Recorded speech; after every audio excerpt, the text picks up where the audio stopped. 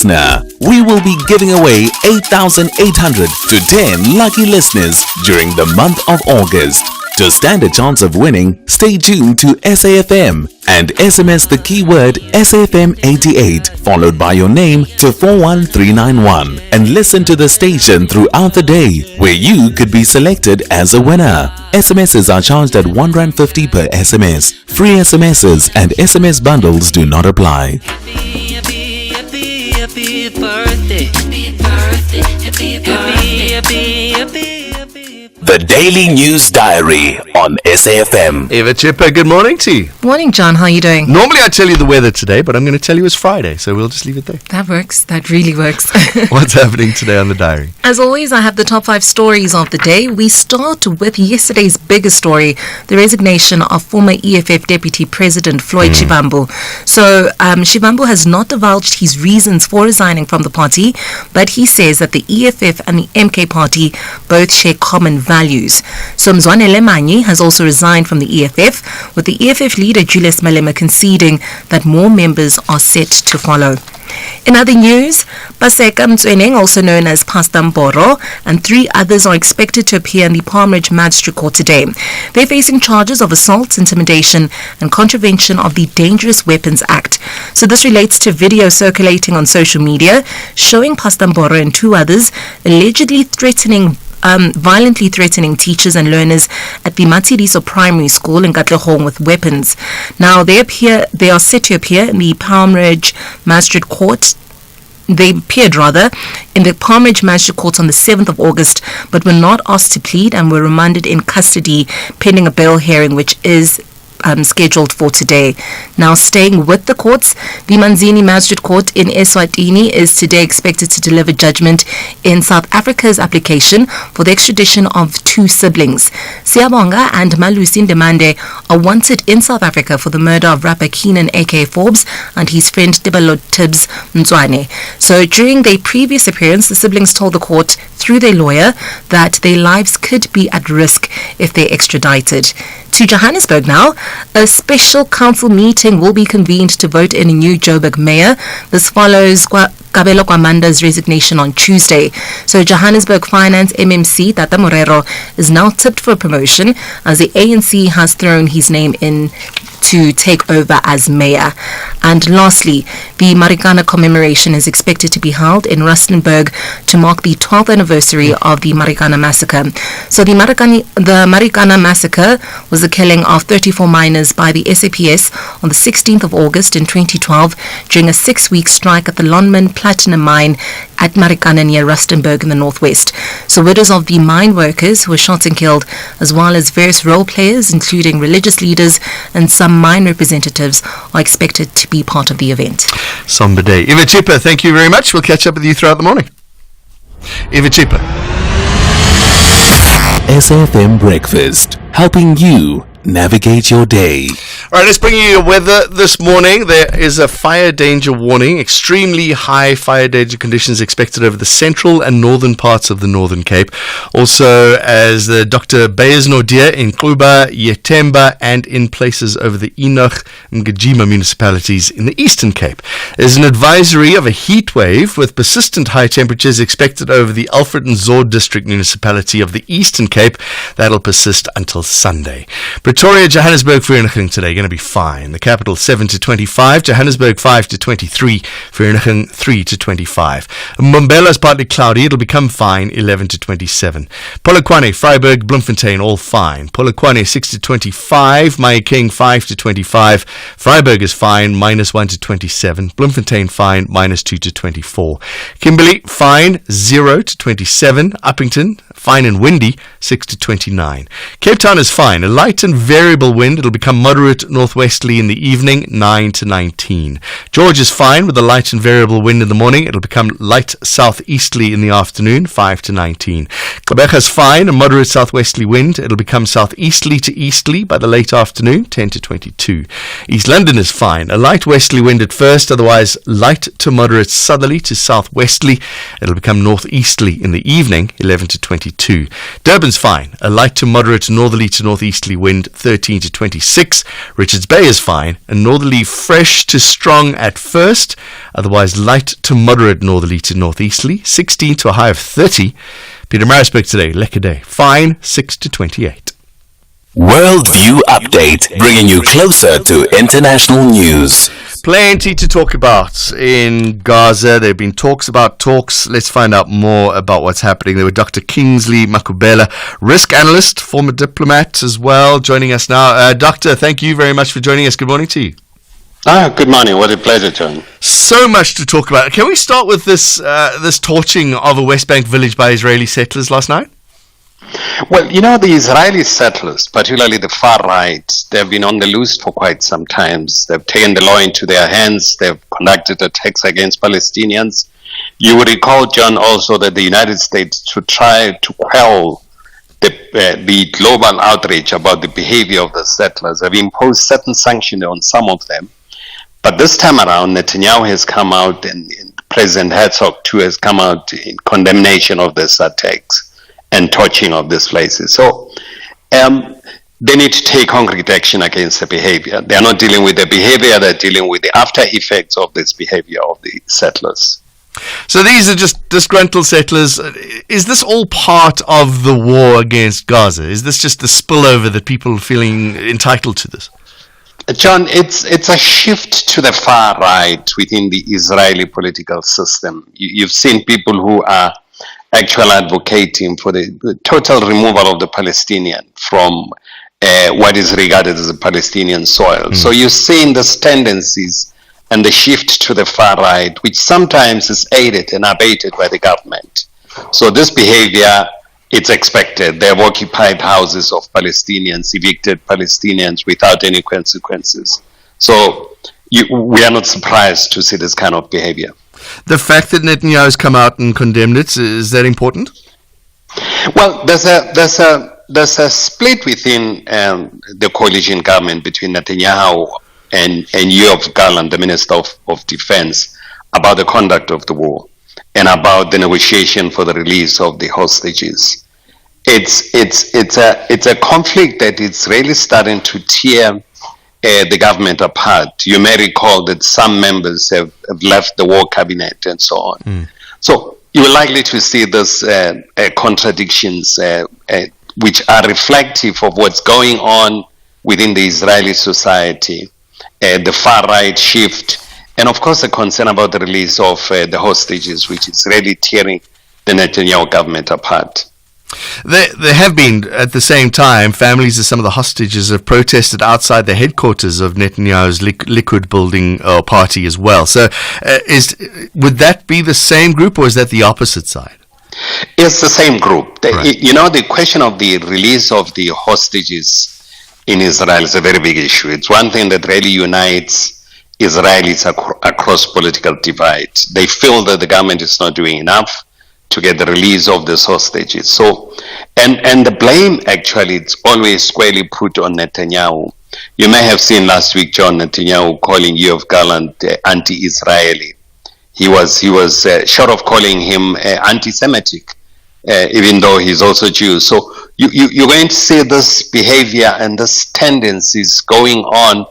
And at the heart of that, of course, is the fact that Netanyahu has pending corruption charges.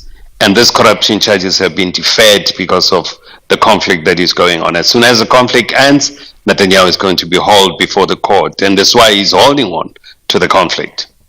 All right, let's talk about these talks about talks that are currently happening in Qatar. Hamas not there. What are the implications of that? Well, it's a wedding without a bridegroom. Hamas has indicated that they're not going to be there until there's some seriousness shown by Israelis to honor previous agreement. And the agreement that is on the table now is what was presented by the Biden administration. And you recall that the Biden administration said this agreement, it's actually coming from the Israelis. The Israelis wanted drastic changes of the agreement, and that's why previous talks in Egypt collapsed. But this time around, Israel has sent both heads of intelligence, the head of Shin Bet and the head of Mossad are there.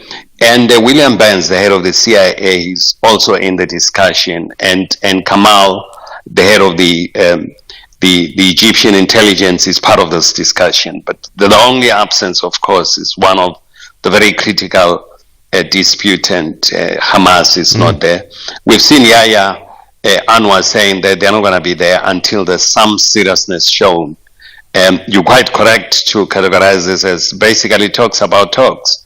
Will be there an agreement in terms of the framework, and there's generally pressure, John, for Israel to reach some ceasefire agreement.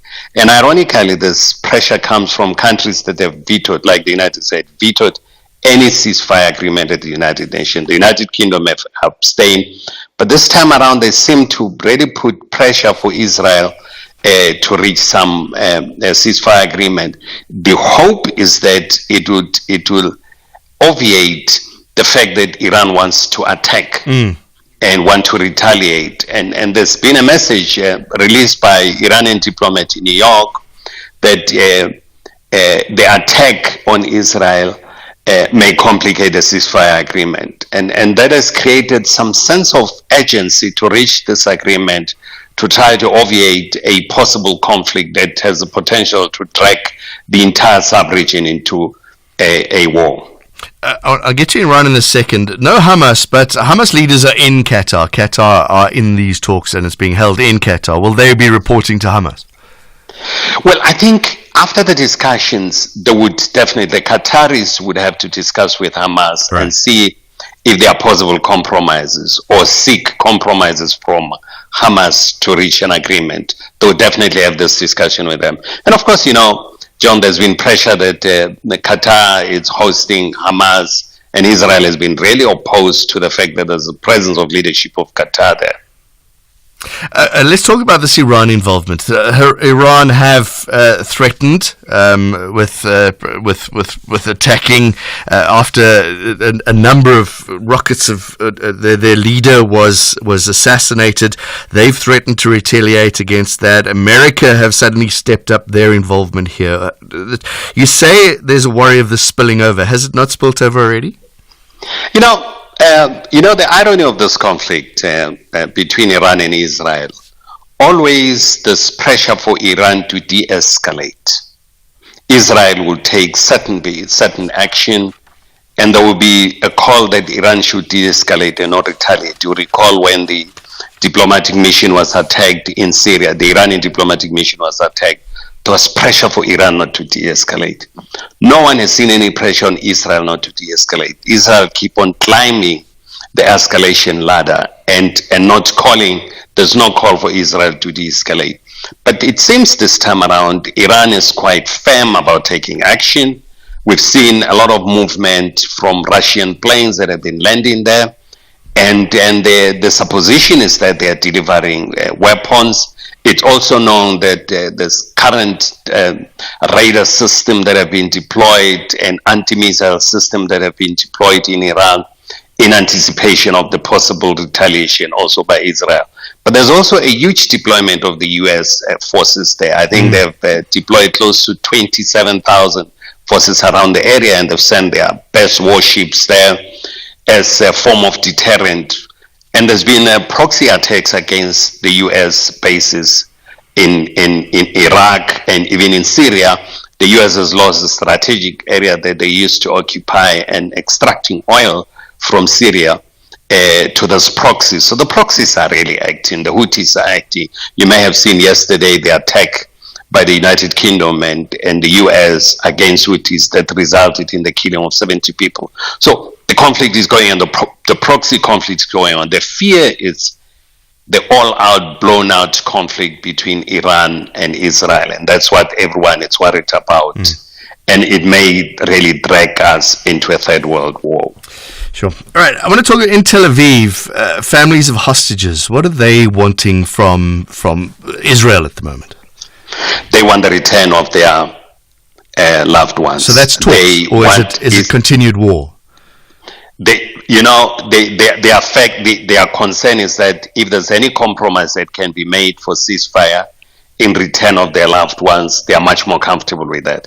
And that's what is dividing the Netanyahu government. You remember, Netanyahu has made a commitment that his strategic mission is a total elimination and obliteration of Hamas And it seems it's not achieving that goal. The Biden administration has come out about this. But, also, John, last week, the Biden administration has sent armaments of $3.5 billion. Now, this week, they've approved $18 billion of weapons to Israel. And Israel is not going to pay for that. We all know it's going to be a donation. But they want to participate in the mediation. At the same time, they're arming one belligerent to the conflict. And that's what is creating a huge problem for the United States and the credibility of the United States in the mediation process. Yeah, I made a note here that all these talks, America wanting to have peace talks, Hamas not getting involved, but they're open to talks as well, Israel open to talks, and I've got a note here that says they're still fighting. There's still this issue in the Philadelphia corridor, that buildings are just being destroyed, people are dying every single day. It does my head in. That's what all of us are puzzled about. The desire to negotiate without creating conditions that are conducive for the negotiations, because Israel keeps on pounding Hamas. The conflict has moved even to the West Bank now.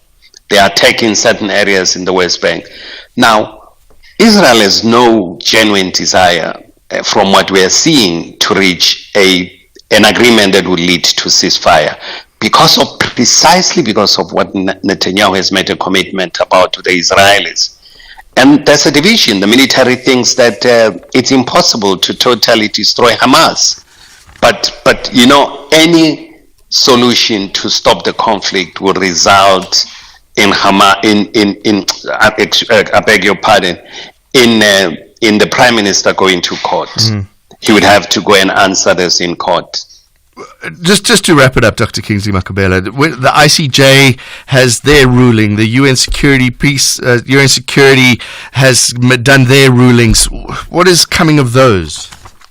We're still waiting for the outcome of that investigation. Remember, the ICJ has made a determination that there's a plausible war crime that is going on. So they are continuing with their investigation. They've come up with certain conditions and come up with certain ruling that Israel is totally disregarding. And it's going on with this impunity. And this impunity of Israel, John, it's just creating huge credibility problem for the Western world, because it drags the credibility of the United States, the United Kingdom, and major funders and donors for Israel from the Western world. So credibility is gone. Dr. Kingsley Makabela, thank you very much. Risk analyst and former diplomat joining us here on SAfm Breakfast. It's 6:30. In your news making headlines for this hour, the Electricity and Energy Minister, Jose Nsoramakgopa, is expected to outline government's new strategy regarding nuclear energy in a special media briefing in Pretoria today.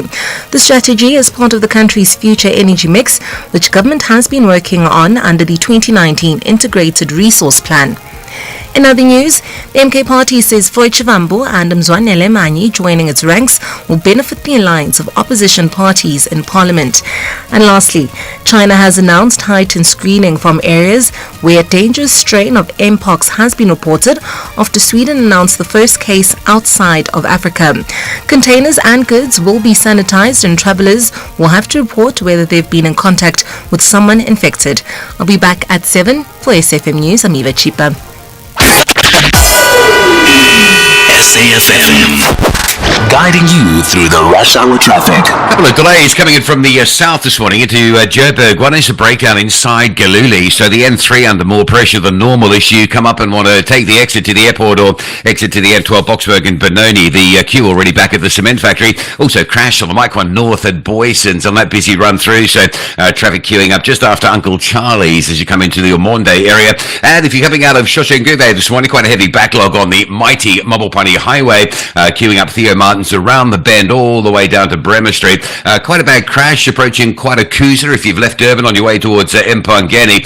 Just as you get up towards that R74, the main quite a Kuza Stanger exit, there is quite a backlog there. Cape Town, a crash coming out of Mitchell's Plain on the M7 at Govan and Becky Road, so extra delays there. Traffic currently pushing back towards Samora Michelle, so that's looking bad. And a section of Meway in and out of Khayelitsha is closed. The closure effectively between Palmer Road and Spine Road. It's a full closure of Meway both ways due to protesting. Rob Byrne, SAfm Traffic. This is SAfm Sport with Zai Khan. Morning, Zai. So much Good to talk about. morning. What's happening with the Proteas? Well, someone should have told the batters this is not T20 cricket. Well, first day of the second test between the Proteas and the West Indies in Guyana saw high drama. Shamar Joseph leading the charge. Joseph tore through the Proteas lineup, claiming 5 for 33 as South Africa was bowled out for 160. Now, the Proteas struggled with Dane Pitt's unbeaten 38 and a crucial last wicket partnership of 63, bringing some stability. In reply, the West Indies, they fared no better, stumbling to 97 for 7 by stumps. Vian Mulder was South Africa's star. He was a star bowler, taking 4 for 18. So a thrilling day of cricket yesterday, leaving both teams scrambling to gain control as play will resume today. Meanwhile, a scintillating century by Andile Simelane paved the way for South Africa's emerging to take an unassailable 2-0 lead in their one-day series against Zimbabwe, emerging with a 4-wicket win at the Queen's Sports Club in Bulawayo yesterday. Let's look to soccer. The University of Western Cape opened their 2024 CAF Women's Champions League COSAFA qualifiers with a 1-0 loss to Green Buffaloes of Zambia at the Impera Stadium in Malawi yesterday. This is the South African side's maiden appearance at the qualifiers after qualifying as runners-up from the Hollywood Bet Super League last term, with champions Mamelodi Sundowns already qualified for the continental finals by virtue of being African champions. Elsewhere, Mauricio Pochettino has agreed terms to become the new coach of the United States national team. Now, this report was confirmed. He had parted ways with the English Premier League side Chelsea in May, and he would replace Greg Berhalter as boss. Pochettino would arrive as the United States prepares to co-host the 2026 World Cup alongside Mexico and Canada. Pochettino left Chelsea after finishing 6th in the Premier League, his only season in charge after previous stints with Paris Saint-Germain and Tottenham. Meanwhile, Tottenham manager Ange Postecoglou says midfielder Yves Bissouma has been suspended for Monday's trip to Leicester after he was seen inhaling laughing gas in a video on social media. The 27-year-old has since apologized for what he described as a severe lack of judgment. Now, possession of nitrous oxide, also known as laughing gas, for recreational use has been a criminal offence in the United Kingdom since 2023 and can result in a 2-year prison sentence for repeat offenders. And finally, South Africa's Olympic silver medalist Bayanda Walaza has dedicated his medal to his mother, Toliwe, and this after his impressive performance in Paris. Walaza, who lost his father at a young age, shared an emotional moment with his mum after his 4x100 meter relay team finished second behind Canada. Now his coach, Thabo Modiba, praising Walaza's dedication. I can tell you now, the boy is brave. The boy is actually hard work. He will complain, but he will never stop training. He will never back down from training. He always pitch up a training on time and finish his training sessions. It's not easy to go through those training sessions. And finally, cycling. Yanina Kuskova rode yesterday's 5th stage of the Women's Tour de France as the sole survivor of a team that had thought twice about being there. Tashkent City women's professional cycling team from the second-tier Continental Tour has struggled on its debut in the Women's Tour de France. Barely halfway through the race's 4th stage, 6 of his 7 riders had already quit. The team is made up exclusively of women from Uzbekistan and was set up to help the country qualify riders for the Paris Olympic Games. And that's how we wrap it up. We'll bring you more sport top of the hour on SAfm Breakfast. I'm Zai Khan. The business update on SAfm. Let's find out what's happening in the markets. And Ntawoleng Lechela is our business reporter. Morning to you, Ntawoleng. The UK economy continues to recover. Morning, John. So let's start off in the UK. So the British economy has been steadily recovering in the second quarter. The economy grew 0.6%, albeit tepid. It was in line with expectations and follows a 0.7% expansion recorded in the first quarter. Now, the services sector boosted growth. Output increased by 0.8%, powered by scientific research and development. There was also strength in the IT, transport, law, architecture, infrastructure and engineering sectors. However, consumer-facing service output fell by 0.1%, reflecting a weaker period for purchases of physical goods amid the cost of living crisis. Manufacturing and construction output also fell. Now, the latest figures show that the UK recorded the strongest growth in the G7 group of advanced economies over the past 6 months. The second quarter growth rate of 0.6% compares with a 0.3% growth rate in the Eurozone and 0.7% in the US. Speaking of the US, the Walmart saying that US remains stable. The consumers at least spending money. Yeah, that's right. And so Walmart has lifted its outlook on the back of this, saying it remains upbeat on the state of the US consumer. It now expects sales to rise by 3.75% to 4.75% for the full year, and adjusted earnings to come in between $2.35 and $2.43 per share. Walmart previously said it expected to be on the high end or slightly above its initial full-year guidance, which called for net sales growth of 3 to 4%. Now, this update comes alongside the group's second quarter results, where store sales increased 4.2%, while e-commerce sales jumped 21%. Zooming in on the state of the US consumer, retail sales also improving, rising 1% last month from a decline of 0.2% in June. Now, the latest July reading just reaffirming, Walmart's outlook, and it brings welcome news for the US economy as the country's economic growth relies heavily on consumer spending. All right, let's have a look at the markets. What's happening today?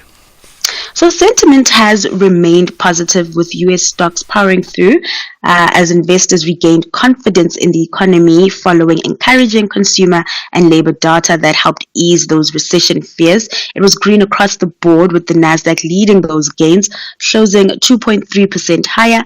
Moving over to Asia, those markets tracking Wall Street overnight and extending yesterday's gains, trading in the green as well. Stronger than expected US retail sales and weekly jobless claims data boosting the mood. Back at home, the JSE also powering through that upbeat momentum, that upbeat mood just filtering through to the JSE as well. The all share closed over 1% higher in yesterday's trade. The rand, in the meantime, making more gains, trading under the 18 rand mark to the dollar. That strength mainly fueled by the general upbeat global sentiment we've been seeing. Well, good news, it seems. And Tauling Lachela, thank you very much. We look forward to more business with her in an hour's time. Paying your TV license means that you can tune in to the Expresso Morning Show from 6 to 9 a.m. Mondays to Fridays right here on S3. Enjoy our entertainment, recipes, and important current affairs and updates. All of this for less than 74 cents a day or 265 Rand for an entire year. For super fast, secure, and convenient payment from any device, go onto tvlrc.co.za and click on the Fast Pay button for payment in under 3 minutes. Make a difference with Expresso and TV licenses and pay yours. 18 teams are back on the hunting ground. No one wants a loss or a draw. They are all searching for maximum points in every encounter. This is the Bundesliga. Football as it's meant to be. Do not miss out on the 2024-2025 Bundesliga season. Catch the action live on Saturdays at 6:30 p.m. Live on SABC Sport on DTT Channel 4 and at your fingertips on SABC Plus. Also available on sabcsport.com. Hashtag We Love It Here. Proudly brought to you by SABC Sport. For the love of the game. Feel like you're paying too much car insurance? Be like 43-year-old Anissa, who pays only 1,289 Rand per month to insure her silver 2019 Toyota Hilux Raider e-cab without insurance. Get a quote from our insurance today. SMS out to 30754. That's out to 30754 now. A licensed insurer and FSP. T's and C's online. Call us on 086 000 2032. Walter Limpopo, good morning. Morning, sir. How's it? Go ahead.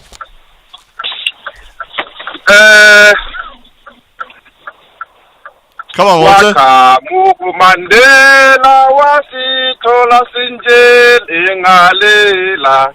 You know what this song says, ne? Tell me. It says, if ever Mandela can wake up from there in Eastern Cape and come all the way to Joburg. He will cry all the way of what is happening here in South Africa in politicians. Now check Floyd Shivambu, the transfer of Floyd Shivambu from EFF to MK. It's the same as like MK, they don't have a strategy. So they want someone, MK, they want someone who can help them. John? Yeah, I'm listening. Go ahead, quickly, Walter. We're running out of time. Yeah, they want someone who can help them to sort their things out, like presidents and whatever, the protocol. Right. Everything everything was the same thing that they want that to happen in MK. Thank you, John. Good morning. Walter in Limpopo, the reason he feels that Floyd Shivambu is moving from the EFF to the MK, it'll wait to be seen. We're going to talk to our analyst later on, and we'll talk to you as well. You can give us a call, 086 000 2032.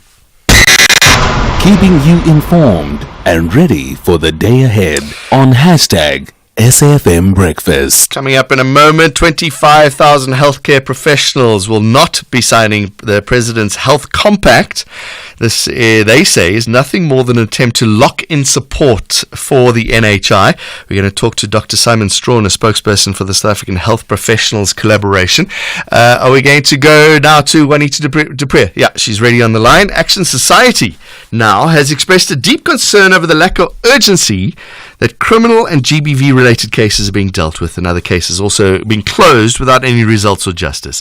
Action Society spokesperson Juanita Dupré joins us. Juanita, good morning to you. When I was looking at the numbers that you sent us, it's shocking. Give us details here. Yes, this was actually from a parliamentary question asked by the Rise Mzansi party, and the answers that came back is that between 2018 and 2024, almost 80,000 murders were closed and went unsolved because there was not enough evidence. The police couldn't take the case to the court. If we look at rape cases, 61,740. It's just unbelievable that these cases aren't solved. It means that 2/3 of the cases that's reported aren't solved. It's very disturbing. There's cases that don't even make it to court. They don't even make it to case. They are closed before there can be any result. There's not enough evidence. Action Society says there's anarchy in South Africa. That's a strong word. Well, it does feel like it. It feels like a war zone. If you look, it means criminals know they get away with whatever they want to do because they're never going to get the punishment for that. And the problem is, or one of the problems is that there are not enough detectives in the police force. Under our previous minister, it was always big news when they said they are putting more boots on the ground. But boots on the ground is not the only solution. It is not the most important solution. The most important thing to do is to get specialists and to get detectives and get them the resources that they need so that they can solve the cases that are reported. 8,500 detectives short in South Africa, and we're still having people leaving. That's worrying. Yes. It is a massive issue. Between October the 1st in 2023 and July 19th, 2024, 527 detectives voluntarily left the force. And the reason why is they are so overworked. Some of them have 400-500 cases, dockets on their desks. It is impossible for one person to solve those, or even to work, not even solve, just to work on that many cases. So there is a definite shortage of, and they have admitted this now, 8,500 vacant posts for detectives in the police force. That is why there is anarchy there's not enough specialized police officers, and there are too many criminals who get away with what they are doing. All right, so when you talk about boots to the ground, we've got policemen, and we see them being going onto the streets all the time. We see those passing out parades. Those are, for lack of a better word, bottom level policemen. They're there stopping crime or trying to prevent crime. But once they've arrested somebody, then it falls through the cracks because there's nobody that can do the legal things that a detective would do to give it to the prosecutors. Yes, and on top of that, when it comes to the court, the legal system is also so overloaded. We see that with the cases that we are involved with every day. In this week, Sipakazi boy, Rasta, who was her perpetrator, was finally sentenced after 3 years. We have so many cases. We have cases going up to 3.5 years, waiting for justice to prevail. So it's on the one side, it's the police side, and on the other side, it is the justice side that's just so overloaded. Before we get to justice, it sounds like anarchy. you put the blame quite squarely on Becky Cele, the former Minister of Police. Yes, Action Society was no fan of Becky Cele, because we feel that he was not doing the job he was appointed to do. He was taking over the role of the Commissioner of Police. He was using VIP protection. That's police officers who could have been on the streets, could have been working on actual police cases. He was not a good minister. If you look at the crime stats, we stood at 85 murders a day under his rule. He was not a good minister. Right. And we are hoping for better results under Senzo Mkhunu, and we have requested to speak to him and to tell him our problems, but we haven't heard back. But we're sure he is overwhelmed by all the requests of people wanting to speak to him because of the situation that we are in. I was going to say, are you just moaning Juanita du Preez's Action Society, or do you have solutions and suggestions? Yes, we do have solutions and suggestions. We've been we've been saying that throughout the years that we've been active, the solutions are that crime should be stamped out in the police force as a starting point. There should not be political appointments. It should be people who comes through the ranks. How to stamp out the corruption, for a starter, is to do I can't remember the word now. But to test them and to see their lifestyle audits and those type of things, right. To see who is corrupt, who is there to be a real police officer to do what is in their heart and to keep South Africans safe. There are many solutions that should be implemented. So no, we are not just complaining. We have a whole list of solutions that we suggest. All right, hopefully interact with you. It helps that you have a former Action Society person in Parliament now a little bit. That'll help you a little bit. Yes, it does, and he's very open for discussion. We have also asked to speak to him formally about some of the things that we want. For example, the DNA backlog that we still don't have clear answers on. The sexual offenders list we've asked to discuss with him, but we have seen more results. Maybe he's just more vocal about it, but it seems like there's a new drive in the portfolio committee. To actually get stuff done and get the right stuff done. So we are very, very positive about that. Juanita du Preez, Action Society spokesperson. Thanks very much. SAfm, guiding you through the rush hour traffic. Pretty heavy backlog this morning on Joburg's N3 North. It's again a stationary truck inside Galuli's interchange, so it reduces that ramp from 2 lanes to just a single lane. So if you're coming up from Germiston, from Bedfordview, wanting to get through Galuli's and turn onto the N12 towards Boksburg, or importantly, turn onto the R24 to get out to the airport, it's a heavy backlog. It's back on that ramp and back down the highway right through to Elan's interchange. If you are coming from Alberton, Germiston, Spradeview, Oakdene, Soweto, you want to get to the airport, think about out some alternative routes. The N3 looks pretty heavily jammed up. Crash on the Mike 1 North at Boyson, so coming through from Monday it remains busy. And there's a breakdown or an issue just on the Mopani Highway as you emerge from the hairpin bend section. So some real pressure on that run through this morning. Traffic queuing back to Brits Road already. Truck crash on Durban's Hunts Detman Highway at Wingan Walk. So if you're on your way from Cloudvar to Shellcross up to Pinetown, some additional delays on that very busy route. Quite a big crash involving a truck just before the Quatakuza exit. If you're on your way through to Richards Bay and Mpangeni, having left Durban, there's quite a backlog of traffic into that particular scene. And Cape Town, no traffic lights. Broadway Boulevard at the N2, Somerset West, that's going to get really busy. And some big traffic coming out of Mitchell's Plain with a crash on the M7, Jake Scoville Drive, up by that Govan and Becky Road Bridge. So the traffic back through Samora Michelle, back through the R300 and back towards Morgansteer. It's a very heavy run out of Mitchell's Plain this morning. Rob Byrne, SAfm Traffic. Feel Good Fridays just got even better with a brand new Expresso newsletter, The Feel Good Fix. Delivered to your inbox every Friday, it is your weekly dose of joy, entertainment, and local flair. Subscribe now at expressoshow.com and never miss a moment. From heartwarming stories to tasty recipes, it's all there waiting for you. And remember to tune in to the Espresso Morning Show weekdays from 6 to 9 a.m. on S3, and let's start your day right and channel your inner feel good.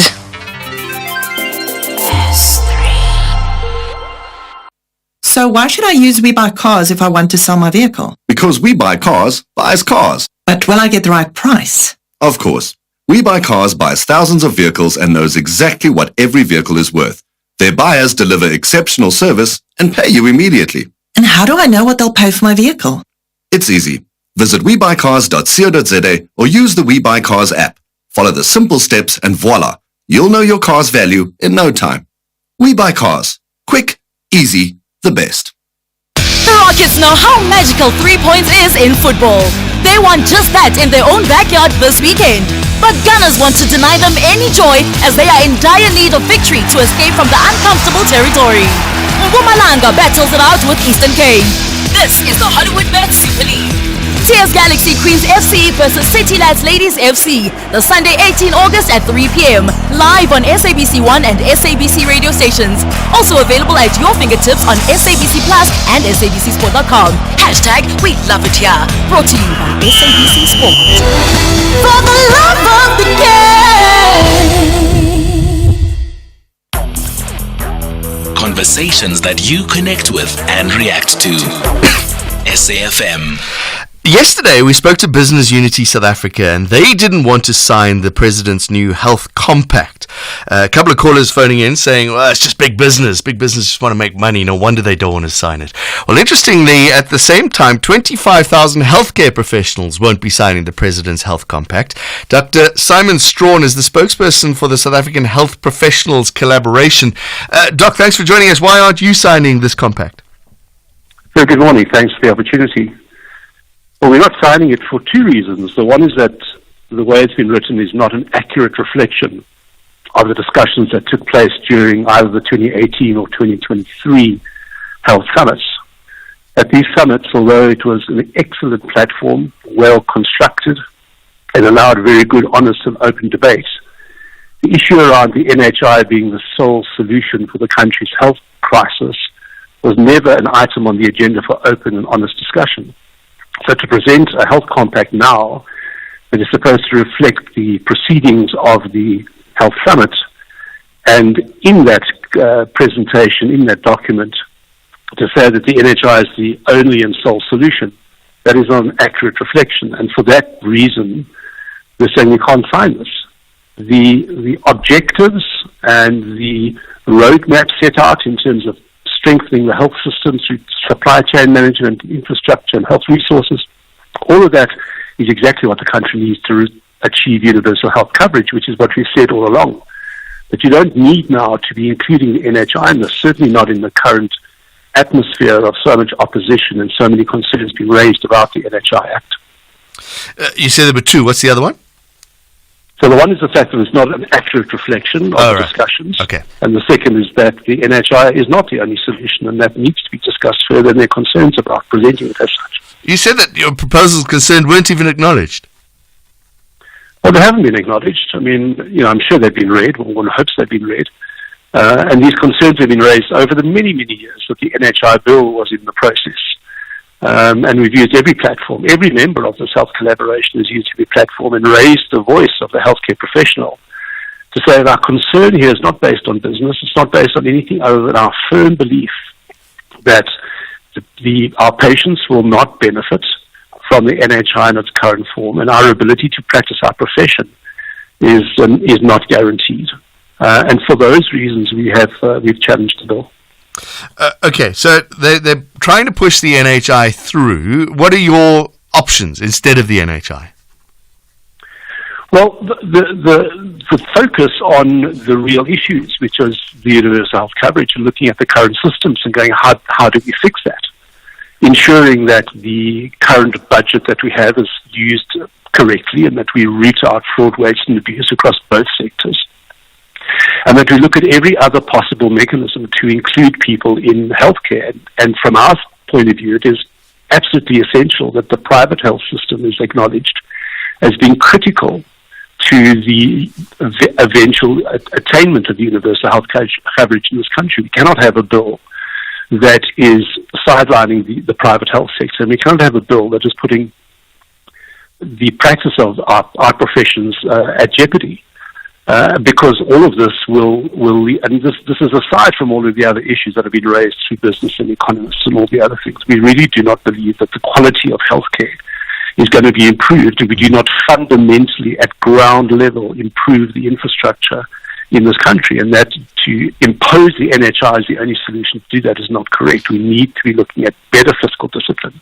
We need to be looking at ways to improve access to healthcare across the country, and that includes looking at this huge portion of patients who are employed but not covered, and let the private health system look after those patients. The more beating hearts we can look after and offer services, which we are all very willing to do, will take the load off the public sector. But there needs to be dialogue around this.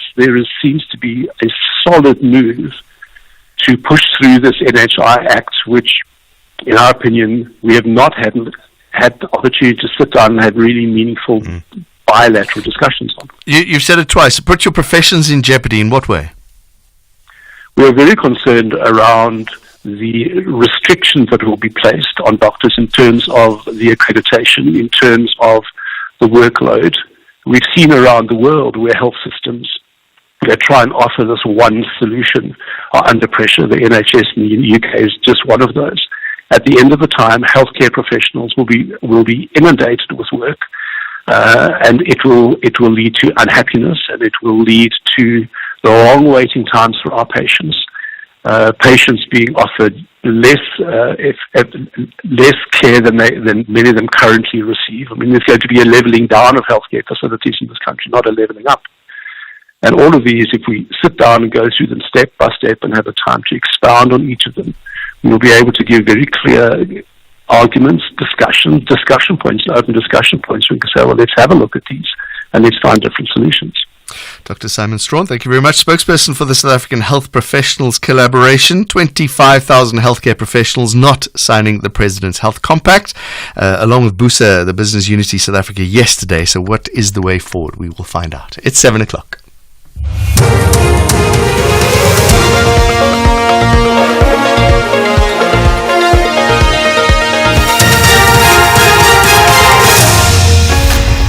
Top stories for this hour. Energy Minister to brief the media on the nuclear energy plan, and Maimane welcomes the change in the EFF's leadership. Good morning, I'm Eva Chipa. The Electricity and Energy Minister, Josienso Ramokgopa, is expected to outline government's new strategy regarding nuclear energy in a special media briefing in Pretoria today. The strategy is part of the country's future energy mix, which government has been working on under the 2019 Integrated Resource Plan. But various civil society organizations and the DA are strongly opposed to the plan to accelerate the introduction of nuclear energy, citing high costs and safety concerns. The Executive Director at the Southern Africa Faith Communities Environment Institute, Francesca Descaparis. We've been watching very carefully energy decision making for a number of years. In 2017, we joined Earthlife to take the government to court over how it was procuring nuclear energy. And that was found by the high courts to be illegal and unconstitutional. And we are now, right now, once again, mounting a legal challenge to say the way that you're talking about bringing in new nuclear energy hasn't had sufficient public participation and consultation. Build One South Africa leader Musi Maimane says a change in leadership in the EFF is a sign of new alignment of politics. During a press briefing in Johannesburg yesterday, the EFF Deputy President Floyd Shivambu announced his resignation from the party to join the MK party. At the same briefing, it was announced that EFF MP Mzwanele Manyi also resigned to join the MK. Maimane says this shows that parties with similar ideologies are moving towards one another. In the new parliament, the 7th administration, where you have the Government of National Unity, the Progressive Caucus, that a centrist caucus emerges to be able to present an alternative to South Africans that is different to what the current party political nature is. We are going to see more of these moves occurring in various parties. Our job as BOSA and many others is to build that centrist caucus of those ideals to come together and work together as an alternative for South Africans. Meanwhile, the MK party says the departure of Shivambu and Manyi from the EFF to the MK party will benefit the alliance of opposition parties in parliament. The MK party spokesperson Nhlamulo Ndlela has welcomed the two, saying their membership will also bolster the party's political image. I think it's a win at the end of the day for all political parties in the Progressive Caucus, for instance. Naturally, the two members who are joining us will probably be restricted in certain inputs towards the MK party as the official opposition. This can only bolster and sharpen our strategic posture and our strategy outside as well as inside of parliament. Looking further afield, China has announced heightened screening from areas where a dangerous strain of mpox has been reported after Sweden announced the first case outside of Africa. Containers and goods will be sanitized and travelers will have to report whether they've been in contact with someone infected. The World Health Organization says it expects more mpox cases to be found in Europe in the coming days. And finally, the family of the newly crowned Miss South Africa, Mia Leroux, says despite her hearing impairment, she's always been a kind and hard-working person. 28-year-old Leroux is the first ever Miss South Africa with a hearing impairment. The beauty queen, who worked as a marketing manager before entering the competition, grew up in Oudtshoorn in the Little Karoo. Her mother, Lisa Leroux, says she is capable of more than they could have imagined. We all thought, what is going to happen now? How is this child going to cope? How is she going to cope in a community where you have to talk and hear and work? And all those obstacles and problems that we've foreseen, Mia has tackled all of them, and she showed us as well what you can do if you really want to and if you're resilient. And she's an example for me as a mother.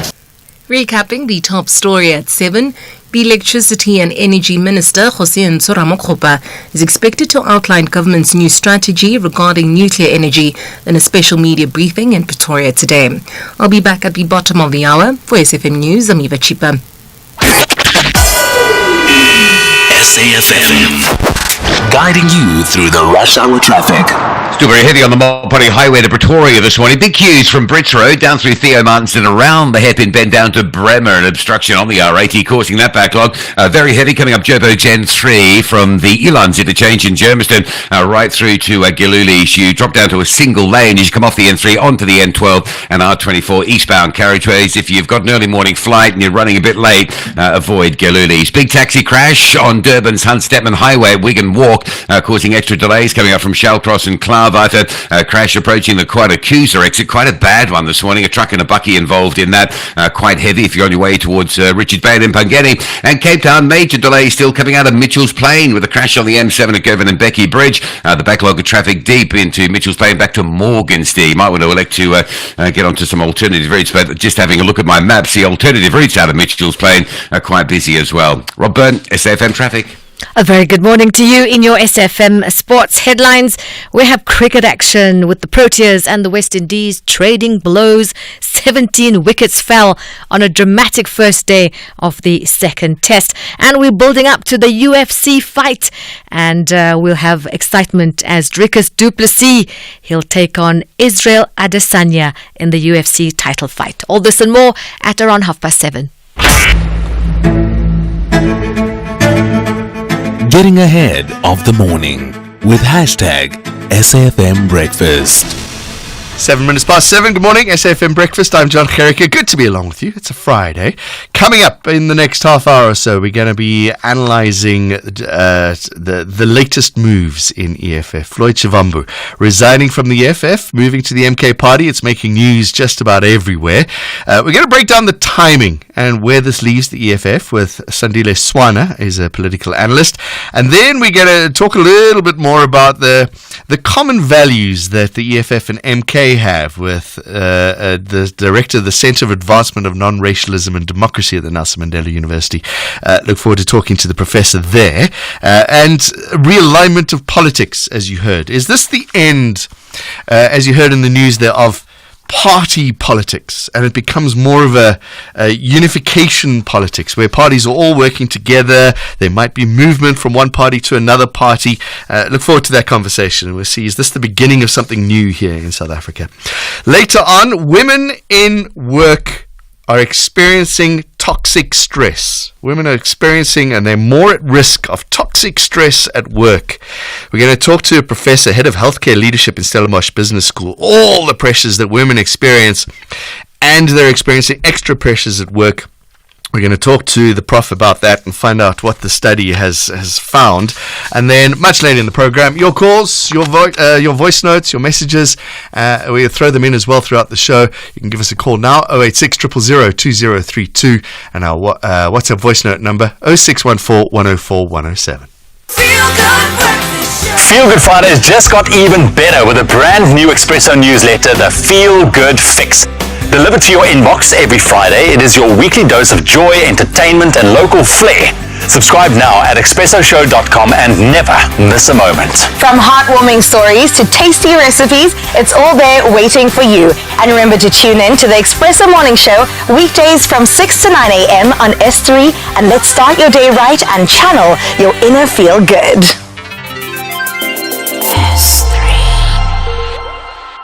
Another day, another set of challenges. In a world driven by shifting demands, environment, social and governance, what guides your decision making? We need a new generation of ethical leaders who have their eye on the bigger picture, who are not daunted by change, but inspired by it. Let this business school guide your leadership journey. With our postgraduate programs, you can play a role in Africa's sustainable future. Apply today and make 2025 your year of impact. Visit wbs.ac.za for more. Big ups to all the women of Africa Dzonga.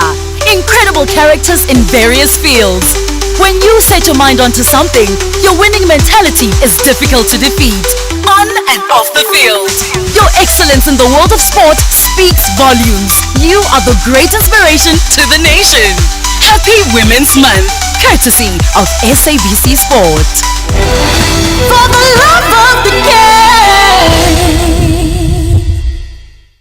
You are listening to John Gericke on SAfm. It's 7:10. Let's analyse Floyd Shivambu leaving the EFF a little bit. They're joining the MK party along with Mzwanele Manye, who's also done the same thing.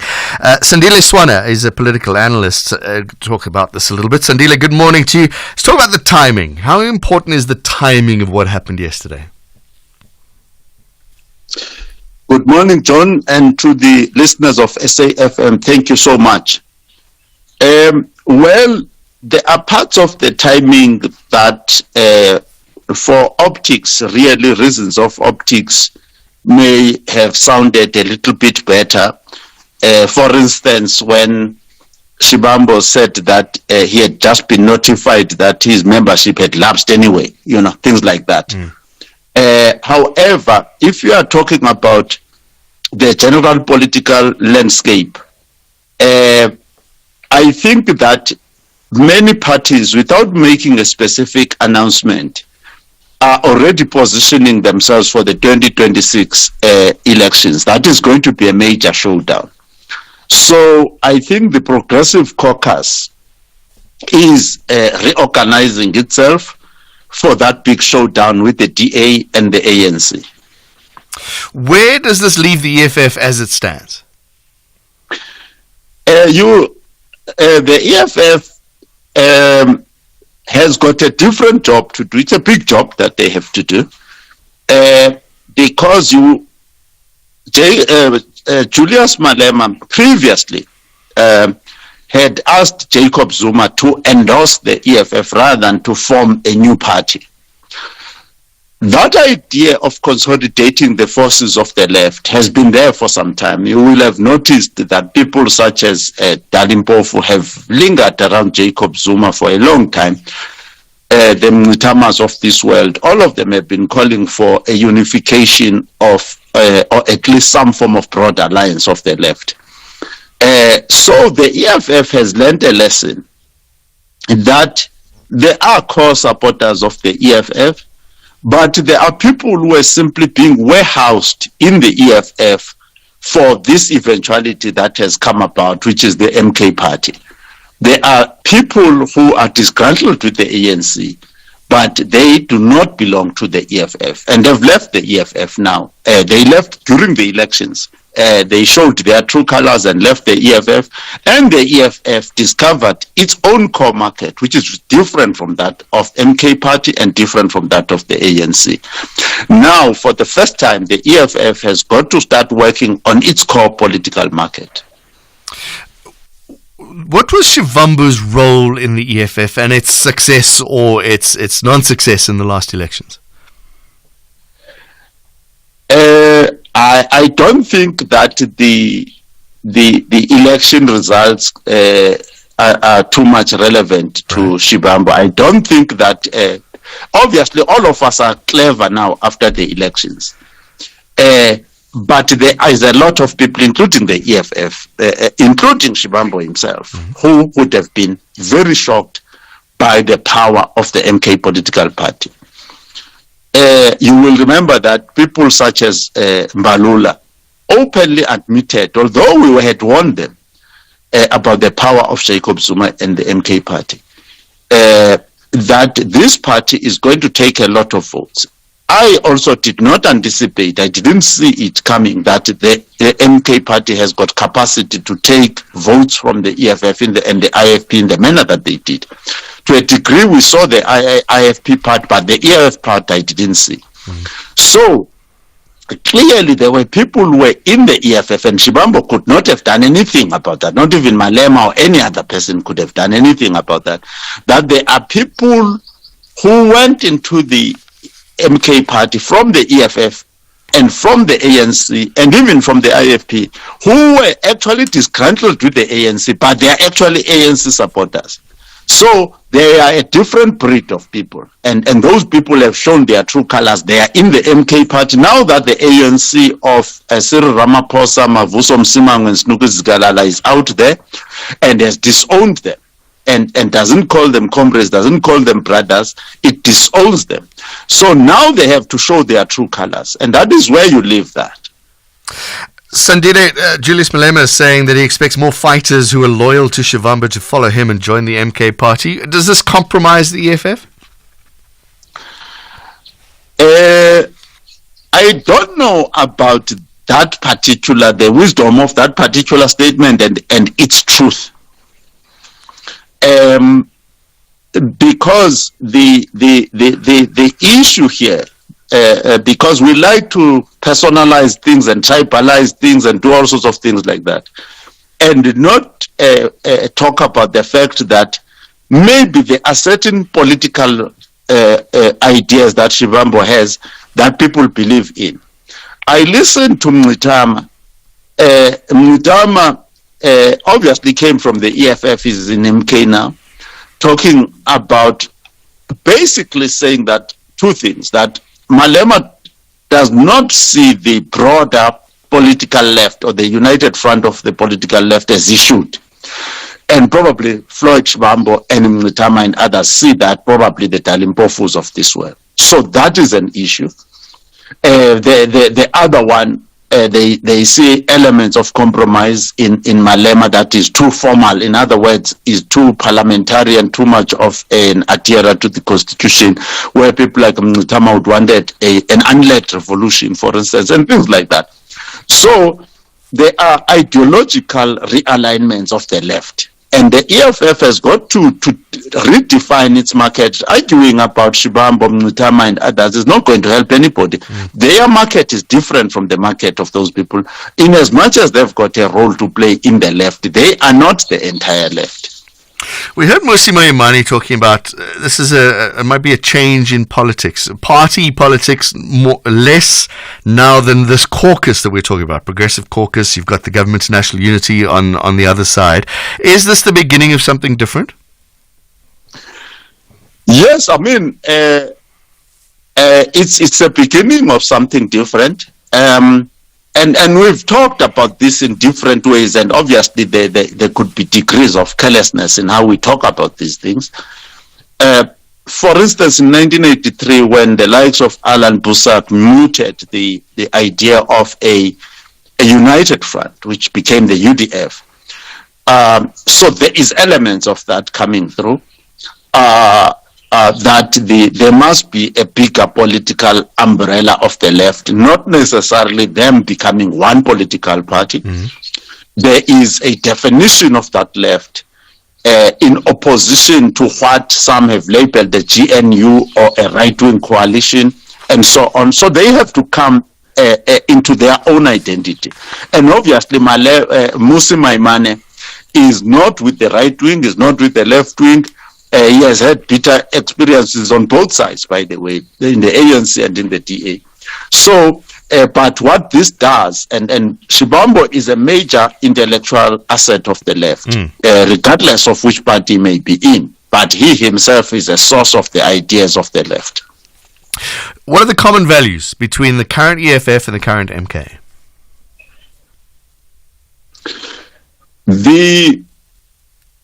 Obviously, I think that there are big questions where the ANC has failed completely.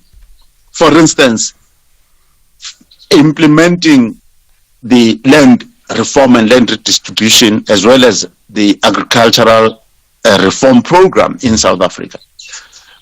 So that program is a common program. So that would be a common program of the left. However, when you want to talk about differences, and these are some of the probably the things that have made Malema less enthusiastic about the MK party. The MK party does not operate according to a constitution. It is not an institution. It is not a properly well-organized parliamentary force. And Jacob Zuma promoted lawlessness in the ANC and in the country. So when people like Mngxitama criticize Malema of some form of formalism, I think they are correct, but they are correct in identifying that, not to say that this chaos that we saw under Jacob Zuma must be continued, but they are correct in saying Malema is insisting on too much formalism, and I think he should insist on that formalism and adherence to the constitution. Right, plenty to talk about. Sandile, we're going to leave it there. Sandile Swana is a political analyst. What do you make of Sandile's opinions? What do you make of the whole situation as well? Give us a call, 086 000 2032. WhatsApp voice note number is 0614 104 107. 20 outfits of the Premier League are back on the battlefield for another spectacular season, with ambitions to play the world's most competitive and compelling football. Rodri! City 3! West Ham 1! This is the massive fight for the ultimate glory. Caicedo, is he going to try and beat him from inside his own half? Oh, Moises Caicedo! I can't believe it! What a way to score your first Chelsea goal! Experience the 2024-2025 Premier League season on Saturdays at 3 p.m. live on SABC3 and at your fingertips on SABC Plus. Also available on sabcsport.com. Hashtag we love it here.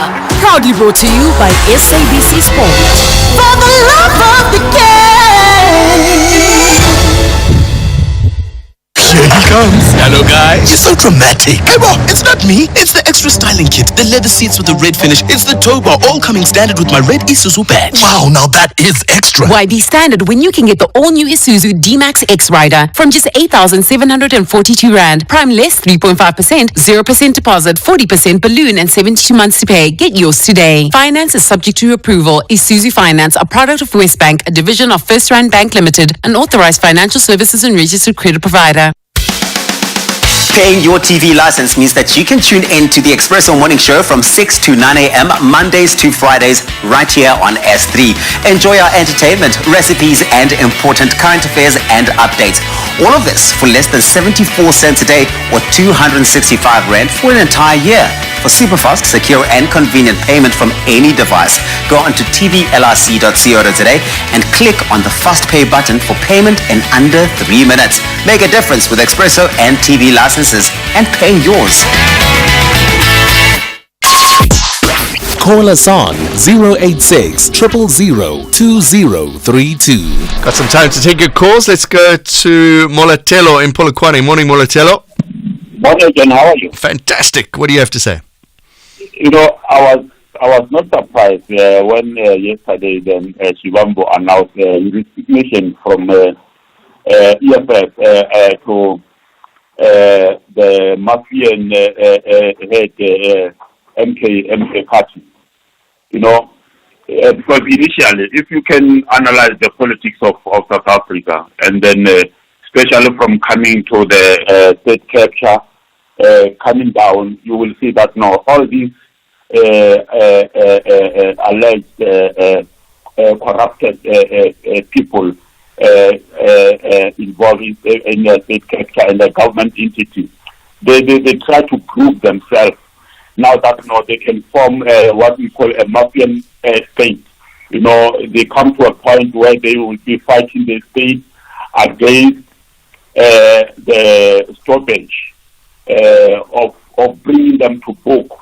So all these criminals, all these charged or alleged involved in the criminal activities, especially in the government, they will be grouping themselves, and then the only place where they will hide and fight the government is in the MK, because the chief and the president of that MK, he is the man master of the state collapse. So all those who benefited from that part, to be safe or to fight sensible fight, it's when they will go to the MK. Moratelo in Polokwane. Let's go to Zola in Mtata. Morning, Zola. Zola, go ahead. Yes. No, I think I want to comment on what Mr. Swana has just said. I think he said two things that are very interesting. One, Malema being the one who is too formal, meaning is off constitutionalism. Then Floyd, I think, is joining the other part. Mm-hmm. But also interestingly, but I don't want to bother to become too academic. This reminds me of a scholar by the name of Louis Althusser when he talks about state apparatus. When he does an analysis about who is the working class, the middle class, but he's talking about the ruling epoch. That are those that detaches themselves, but when they appear as if they have a neutral view, but they are the ones that perhaps are influencing the policy direction. And that we can take it as to who funds political parties during the elections. Mm-hmm. And those who funds those political parties, when it's time to run governance, or government rather, then they will detach themselves as if they don't have an influence. So I think for me, the analysis of Mr. Swana is very interesting in that way. And Louis Althusser suggests that the only thing to disturb that order perhaps is to, not necessarily looking for a better word, to revolt or to have a very different strategy as to how you can do an impact in society. So I think for me, Floyd is a very interesting move. However, we cannot, in fact, myself, I don't know perhaps what role he will play to the MK, but I think that's my comment. That it's a very interesting move, and I think I'll be waiting for the EFF to see how it will regroup, knowing very well that Floyd is said to be this person who has been contributing in terms of producing papers within the EFF.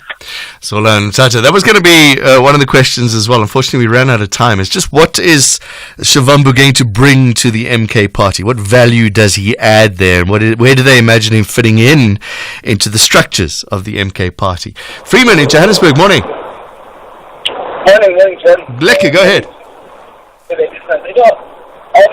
I'm trying to figure out what is the political ideology, behind, the incongruencies. I remember one of the interviews the president or the former president saying that you don't understand what is the political something. So for me, it seems that political something that I'm trying to figure out. Yeah. Freeman, unfortunately, we can't really hear what you're saying. Unfortunately, that phone line wasn't great. We're going to try that again. Temba in the Northwest. Morning, Temba. Good morning, John. How are you today? Lekker, what do you have to say? So I want to say I'm grateful, happy, and about the active society. At the what society? This new active society. Okay. I want to join them on my own, and then I did a platform for us as a Buddhist Social Justice Foundation to talk with them or our problems also. So I'm grateful for that. I will not listen to them. I need their contact numbers. Okay, okay, we're going to put you on hold, see if we can help you there. Temba in the Northwest. Let's take some voice notes, 0614 104 107. Good morning, John, and good morning to SAfm listeners. John, people must never be fooled by the resignation of Floyd Shivambu. I can tell you now, John, that the resignation was not genuine. If the resignation was genuine, Floyd Shivambu was not going to join MK party. This is a plan between Julius Malema, Jacob Zuma, and Floyd Shivambu for Floyd Shivambu to go and strengthen the MK party. We must never be shocked when Floyd Shivambu is coming back to the EFF. People must learn. South African people, we must learn. Never trust politicians. Please. Thanks very much. This is Tapelo Nzanini. Julius Malema accepting the resignation and adding that the door will always be open if he wishes to return. It was an interesting Julius Malema yesterday, wasn't it? Saying that when he read the letter, it was the same as receiving news that his mother had died. It's a really close relationship those two had. Good morning, John. Hi. It is actually laughable to begin to believe what Shivambu is saying, or the reasons why he is now leaving the EFF to the MK. Because if they almost are pushing the same thing, why is he then leaving? If he's going to the same thing, why is he leaving where he is? It will only make sense for him to stay. If the ideologies are the same, why are you leaving? I don't think he's telling us the truth. Hi, Comrade Karos Iman Limpopo here. Look, this thing of Floyd joining MK party is actually laughable. Because when I'm listening to the reasons why he's joining MK, is mainly because the two parties share the same political ideological posture, which means that they are a coin of two sides of the same coin. So there's no plausible reason why he should leave this one and join this one. And if further says that he has not been promised any position or anything in the MK, which essentially suggests that when he joins MK, he's going to be unemployed. And we know that Floyd and money and luxury are made of the same cloth. I mean, these boys must take us serious. We did not study woodwork at school. Comrade Cairo Seaman Limpopo, thank you very much. You with SAfm. Towling has your business in a moment. Zai has your sport. Rob has your traffic. All after news headlines with Eva Chipa. In your news making headlines for this hour, today marks the 12th anniversary of the Marikana massacre, in which police gunned down 34 mine workers at the Lonmin Platinum mine near Rustenburg in the northwest. At least 10 people, including mine workers, police officers and security guards, were killed in the days preceding the tragedy. In other news, the Electricity and Energy Minister, Josienzo Ramokgopa, is expected to outline government's new strategy regarding nuclear energy in a special media briefing in Pretoria today. The strategy is part of the country's future energy mix, which government has been working on under the 2019 Integrated Resource Plan. And lastly, the ACDP's Deputy President, Wayne Thring, says the resignation of Floyd Shivambu from the EFF comes as no surprise. I'll be back at 8 with more news. For SAfm News, I'm Eva Chipa. SAfm, guiding you through the rush hour traffic.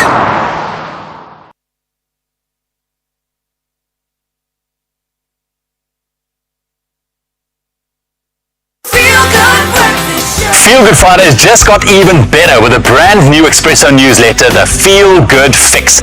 Delivered to your inbox every Friday, it is your weekly dose of joy, entertainment, and local flair. Subscribe now at expressoshow.com and never miss a moment. From heartwarming stories to tasty recipes, it's all there waiting for you. And remember to tune in to the Espresso Morning Show weekdays from 6 to 9 a.m. on S3, and let's start your day right and channel your inner feel good.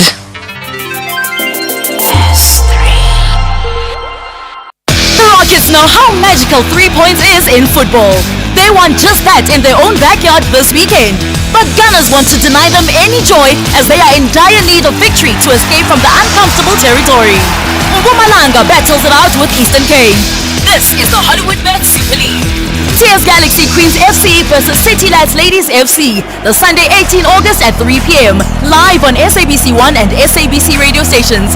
Also available at your fingertips on SABC Plus and SABCSport.com. Hashtag We Love It Here. Brought to you by SABC Sport. For the love of the game.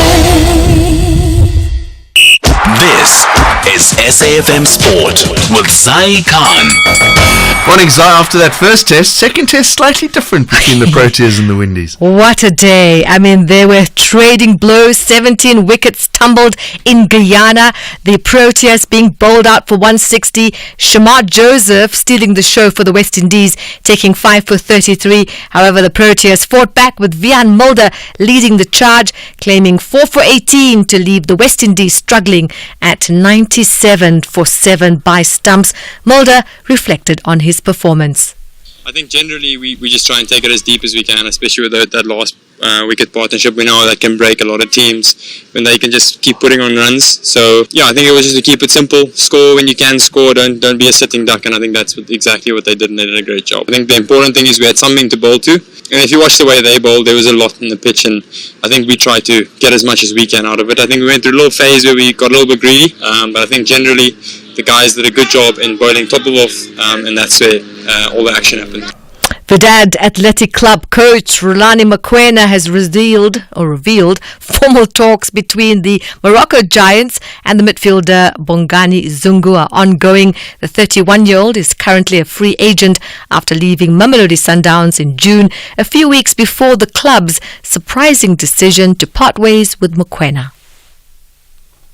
The players you've mentioned, I can speak about Bongani Zungu because he's not attached at the moment. There is a huge possibility. I'm a big Bongani Zungu fan. I think everybody knows. I love Bongani Zungu as a person because this is what makes him a top football player. You know, he's an incredible human being, and we just have to see because it's a bit more complicated than what people think. But it is a big possibility. Onto rugby news, the head coach Piwe Nomlomo has recalled veteran Nizam Kar to lead a reshuffled Bulls outfit against the Pumas in Nelspruit today. Kar and fellow seasoned campaigner Devon Williams returned to the starting 15 after a week's break for the trip to Mpumalanga as the unherded continue their charge towards the 2024 Currie Cup playoffs. There's also a return of centre Chris Barron-Smith, who'll pair up with Cornell Smith in his first Currie Cup appearance for the Bulls. Junior Springbok vice-captain and Blitzbok Katlego Letebile is poised for his senior debut off the bench. Let's go to golf, where South African Peter Moolman is top of the first round of the DP World Tour Czech Masters taking place in Prague. Moolman finished 8 under par in the morning before some of the heavy hitters had started, with Danny Willett, Luke Donald and Brunt Snedeker all playing in this tournament.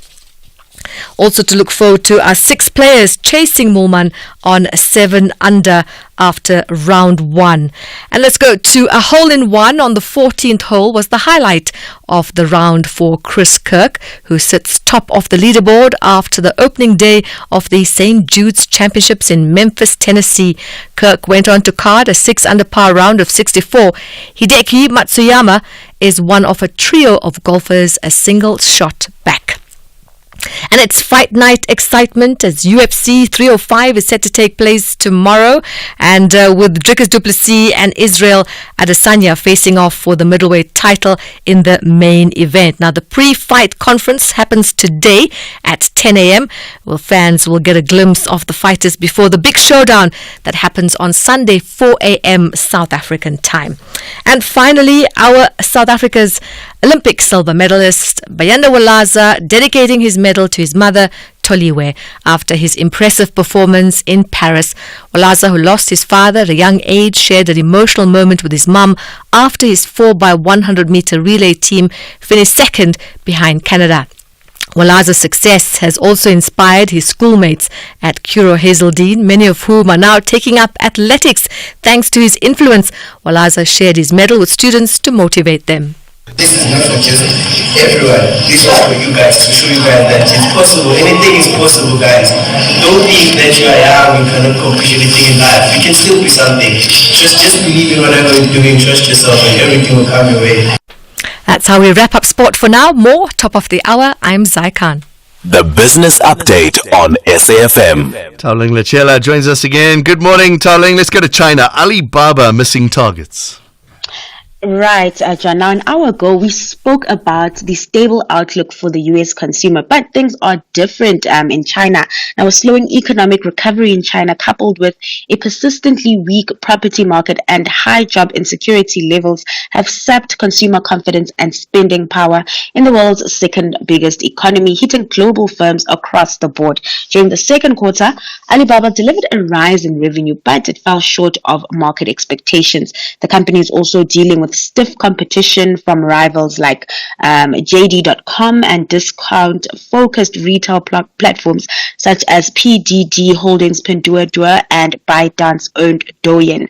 In an attempt to retain customers, though, the group has resorted to heavy discounting and promotions to attract shoppers, a move that is pressuring margins across the retail sector. So we'll definitely see some pressure on its bottom line moving forward. And yet people are still playing games on mobile phones. I don't get it, but Tencent love it. Listen, a different story playing out in Tencent's numbers, right? Earnings are there jumping 86% while revenue rose 8%. Tencent's gaming business in China grew 9% thanks to popular games like Dungeon and Fighter Mobile and Valorant. Their advertising business also did well with a 19% increase in revenue. However, their fintech division grew slower due to weaker consumer spending. So that consumer story playing out in Tencent's numbers as well. We are seeing consumers kind of shying off when it comes to spending. Now, these numbers come as a big relief as it's been taking in an earnings hit over the past few years. Tencent has been looking to re-accelerate growth in its core gaming business following a major crackdown on the sector. Earlier this year, Chinese authorities removed the draft regulations aimed at curbing spending on video games. The move boosted the sector, with local players like Naspers and Process also benefiting as they own a big stake in Tencent. And what's happening in the market so far? So Japanese stocks leading the gains in Asia after Wall Street rallied to one of its best days of the year as data showed the US economy is holding up better than expected, with particular credit going to the country's shoppers. With that, we saw the Nikkei trading 2.9% higher, followed by gains in Hong Kong, with the Hang Seng up 1.7%. In Wall Street, futures holding up well after a strong finish yesterday, where we saw the S&P 500 erase all of of August's losses as those recession fears fade. The upbeat momentum also just filtering through to the local markets. The JSE All-Share closing the day over 1% higher, mainly fueled by the Financial 15 up 1.6%. On the currency front, the local unit on track to wrap up the week on a high after 4 consecutive days of gains. It's currently trading at 17.98 to the dollar. Thank you very much, Ntao Lechela. One more business report here on SAfm Breakfast in an hour's time. There's sponsoring a news feature. Then there's helping your clients make the news. Search Standard Bank Business and Commercial Banking to see how far they can take your business. Africa Update on SAfm. We're staying with business a little bit, Advocate. Refreshing morning, John, and Jumbo Africa to the listeners. Indeed, John, we still stay in business looking at Standard Bank planning to increase their stakes in Angola, Nigeria. You will understand that yesterday the Angolan government is willing to give them what they call 24% of the stake in the business in Luanda. Towards Abuja, Lagos, their CEOs, Sim Chabalala, said that they want to also increase their greater business by engaging on many issues. Remember, this is the bank that is operating in 20 African countries and is looking also at the energy transition projects, including East Africa. What's happening in Zimbabwe? Reports of police brutality happening there ahead of the SADC summit? You know, when you talk of the SADC summit, John, by today many African leaders, heads of states, they are landing in Zimbabwe. I saw President Ramaphosa Tshisekedi, they'll be landing in the afternoon. Hakainde Hichilema of Zambia will also be going to the summit. Others were saying on the Twitter thread he won't be there. But as you said, John, there are issues of allegations of clamping of human rights organizations. Remember, during the week I spoke about the CCC going to have a protest tomorrow at the site of the summit. But the government of Zimbabwe coming very clear that they will be dealing with those opposition leaders. There are many crises that have been in Zimbabwe, economically, politically, but I think this summit, it is important for Zimbabwe as it will be taking the chairpersonship coming from Angola. And then there's continued pressure. Time for the UN Security Council to change its structure. This has been long coming, hasn't it? This has been a long debate, John, when you talk of the UN Security Council reform. And I thought of bringing this story because this was the week where there was high-level engagement panel that was led by the president of Sierra Leone, Julius Maada Bio, as well as South African intellectual Dr. Stembile Mbete, raising the issue that Africa needs to have 2 seats in the Security Council, considering that most of the conflicts that are happening in the continent, they are also a focus of the UN Security Council. And they are saying since its inception in the 1940s, we've never had African permanent seat. Rather, we are having the non-permanent seats. So they are vying for 2 seats in the United Nations Security Council. And as well as the SG of the UN, Antonio Guterres, said that it is high time that the UN system have to reform for the benefit of the African continent. And just the amount of people on the continent need representation there. Speaking of representation, the UN Security Council being told about South Sudan? The South Sudan, remember, this is a South African who's a representative at the UN Security Council and envoy on South Sudan, Nicholas Haysom, who said it seems that the South Sudan is not ready to hold its first post-independence elections towards the end of the year. And this is worrying, John, because since the conflict started in 2013 in the South Sudan, they've never had any elections post the referendum of 2011. Now the envoy raising these questions and these challenges that it appears that the South Sudan is not ready for the elections. Despite that we have 29 political parties, we have already registered for those crucial elections in South Sudan. This is worrying considering the war that is in the North Sudan. And your archives today, there can only be one story, right? There can be only one story, John. 12 years ago, we'll recall the incidents of Marikana, where we said that the police opened fire, killing 34 striking mining workers in Northwest. 78 people were left wounded and more than 250 people were arrested. What is interesting, John, the then President Jacob Zuma was in Mozambique for the SADC summit. He had to cancel that trip and attend the issue of Marikana. Hence, there was a commission of inquiry on Marikana of what happened. And I think, John, one can say that 12 years later, we still need social cohesion and nation building, how to reconcile with the people of Marikana and the crisis that we have in the mining sector in South Africa. Because remember, most of those workers, they were coming from Mozambique, Malawi, and that's how it was important that the South African economy was built on the back of foreign migrants or workers. But Marikana was one of the painful events in our 30 years of democracy. Asante sana John, facilitating the conversation, SAfm, observing the Women's Month. Have a great weekend. Advocate Sipho Matula, thank you very much. There's listening to the news. Then there's making the news. Grow your business into the next big thing with Standard Bank Business and Commercial Banking. When you choose Standard Bank Business and Commercial Banking, you get access to our business solar loans. Accessing our business solar loans means you get connected to the right supplier for your business and the most feasible tailor-made financing solution.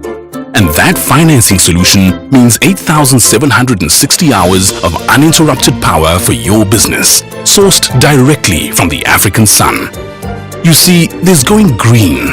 Then there's going green with us. Search Standard Bank Business and Commercial Banking. Standard Bank is an authorized FSP and registered credit provider. T's and C's apply. Call us on 086 000 2032. Brian in Cape Town, good morning. What do you have to say? Good morning. Just a comment. I just like to support the view of your earlier caller who said that those implicated in corruption, like Floyd Shivambu, I'm not saying that he is guilty. I'm saying that he was implicated in the VBS scandal. He's named there, and there's even a book written about it. They all seem to gravitate around Jacob Zuma, who is a central figure in all the corruption in the arms deal and the Guptas. So I think this is a very carefully orchestrated ploy by all those people who have been named in the Zondo Commission and VBS and Jacob Zuma in the arms deal, etc. So I don't find this surprising, but I do support the earlier caller who mentioned this. He did mention it. And then also regarding the a brief comment on the Marikana issue. Yep. Look, 34 miners killed. To date, no convictions. The former spokesman of the miners was murdered. He was found. He was Mambush. His name was Mambush, and he was later called the man in the green blanket. He was found dead with 14 bullets. To date, there's been no 14 bullets in his body. To date, there's been no convictions. This again confirms what Lennon said. You know, the state is an organization of the ruling party. They will get away with murder. Right. And this is what the ANC has gotten away with. Cyril Ramaphosa has blood on his hands. Brian in Cape Town. Brian in Cape Town with strong views. My favorite name, Maestro in the Free State. Hello, Maestro. Hi, Mr. J. How are you doing? Lekker, what do you have to say? Okay, I was looking at the history, the not so long ago history that happened between the COPE leaders. Do you remember that? Remind me. Tell me what you're talking about. The two leaders actually had a clash of ideas. That is now, the Vice President of the time was Mbazima Shinoa, with obviously Mr. Charalo Kota as the President. So what I saw happening yesterday was exactly the same thing that happened in that particular history. Whenever there's two leaders with strong ideas, that will always happen. But as for myself, I will definitely say and tell the truth, I did not see this one coming. So, yeah, but then the shift and jumping into the MK, that one was a big surprise because like I said yesterday on one of the shows, we have someone that was singing Bring Pay Back the Money not so long ago against a president of that time, which is Jacob Zuma. Now the guy is joining Jacob Zuma. Remember, his supporters were singing along with him. All right, Maestro. So, yeah, Maestro in the Free State. Surprised. I think many were surprised. Somebody on Twitter said it would never happen. And then it did straight away. Quinton in Cape Town, go ahead. Hi, good morning, John. Yes, I'm glad to hear this president of Marikana. The police shot 34 people dead. If they were trained as marksmen, which they are, If they don't shoot the guy in the knees or in the hips or in the right, if they were right hand, shoot him in the shoulder, that would disable it because the pain there, you can't use a gun, you know. They also had a meeting just before the shooting and the police, and then your cell phone had to be switched off or removed. Why would that be the case? And secondly, also, there was really no work for miners then because it was disinvestment and blah, blah, all that. So they couldn't really actually afford to maintain or sustain those miners.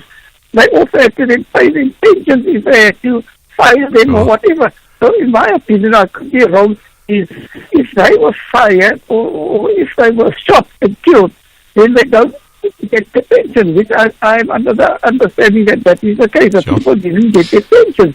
And the policemen that were killed were actually the ones that were maybe a problem policemen that would always go and complain or this and that or report it to the head office or to minister. They put them in the front line. So it seems very, very, very how can I say it? It's a totally human rights violation, because why would they shoot to kill? If you can shoot a guy in his, sorry for my French, in his knee or in his hip or his shoulder or wherever else, and you would be disabled, then they could, the firearms would be taken away from them, and so, but then they would still be getting their pension. So, I mean, why did they have that meeting before that and the cell phones were switched off? Quentin in Cape Town, thank you very much. Oh, that's his interesting theory. Mzwandile is in the Eastern Cape. You want to talk about the MK Party, Mzwandile? No, not MK Party, but the Progressive Caucus. And Progressive Caucus as a whole, yep.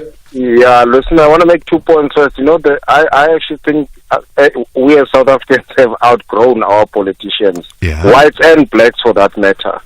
They have not caught up to what South Africa should look like. The second point I want to make is actually, my interest is to actually understand if the Progressive Caucus' main interest or future plan is to govern South Africa, and if that is the case, what kind of South Africa would they be producing? I'm as interested, because if I look at the collective policy framework, it's almost like they're fighting for a particular constituency and not actually fighting for the reconstruction of South Africa for what it could potentially become. You know. What do you mean by outgrown the electorate? Or the electorate's outgrown the politicians? The politics we are producing is not about development of South Africa. It's revolving around the same outdated ideologies. We have not produced ideologies or politics that talks about how do you, one, create an inclusive society, grow South Africa, and take it further than what it is. That's not the political ideology that is out there. Zwandile with his views on the politicians. Let's go to Lesiba in Limpopo. One more. Hello, Lesiba. Hello, as I was speaking to Lesiba here in Kobokwane. It's Kukune land. You see, Ashra, some of us were not shocked by the move by the Deputy President of the EFF, but what we couldn't see is him joining the Kondosise party. You look, Ashra, about 2-3 years ago, Julius Malema, Commander-in-Chief in the IFP, made it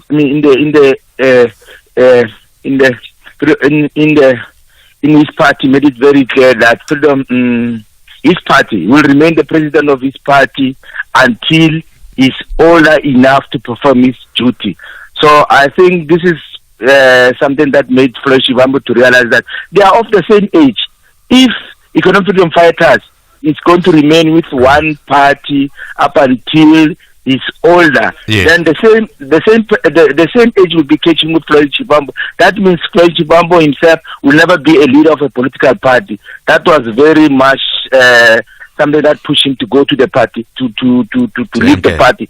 But then he was supposed to go to the ANC, but because of the scandal of the VPS, you can't leave the party with such a serious scandal of VPS and go to the ANC. That is on a process of renewal. The ANC does not look for the two members who are implicated in one scandal or another. It wants to redeem itself. It wants to renew itself. So there is no space for people such as Floyd in the ANC. So, but then joining the party which is similar of the freedom from his party, Freedom Fighters, because Zuma is similar to Julius Malema. Right, let's see, we need to leave it there. Unfortunately, we're out of time. Just while we're on that, according to the Mail and Guardian, Shivambu allegedly was looking for a new political party for some time. He said to have approached the ANC but was rejected. The Mail and Guardian running with that story. SAfm, guiding you through the rush hour traffic. Very busy around the Galulis interchange this morning. The N3 North stays heavily backed up from Elon's interchange in Germiston up past that left lane closure at Van Buren and then into a stationary truck obstruction inside Galulis as you come off the N3 North and want to merge onto the R24 airport highway or the N12 to Boksburg and Benoni. So really big queues if you are on your way to the airport. Probably a good idea just to stay off that route. Roadworks on the R21 now backlogging traffic at Clayville and down through Kempton Park approaching Pomona Road. That's on your way to the airport. If you go to Pretoria, there's some works approaching the engine services before you get to the Clayville off-ramp causing delays as well. Durban's having a busy one, a big crash just north of Kwatakuza, still backlogging traffic on your way towards the Mpangeni. That's quite a heavy queue to get through. Very serious collision, that one. Durban bound on the N3, a crash at Pavilion, so coming through from Pinetown it stays heavy. And Cape Town, a lot of pressure out of Mitchell's Plain this morning with this earlier collision on the M7 at Govan and Becky Road. Traffic remains back to Samora Michelle. The local alternative routes are fairly busy in that area as well. Rob Byrne, SAfm Traffic. Victory in the opening match always sets a good tone, and that's what the Gunners of London are gunning for. They've almost scored!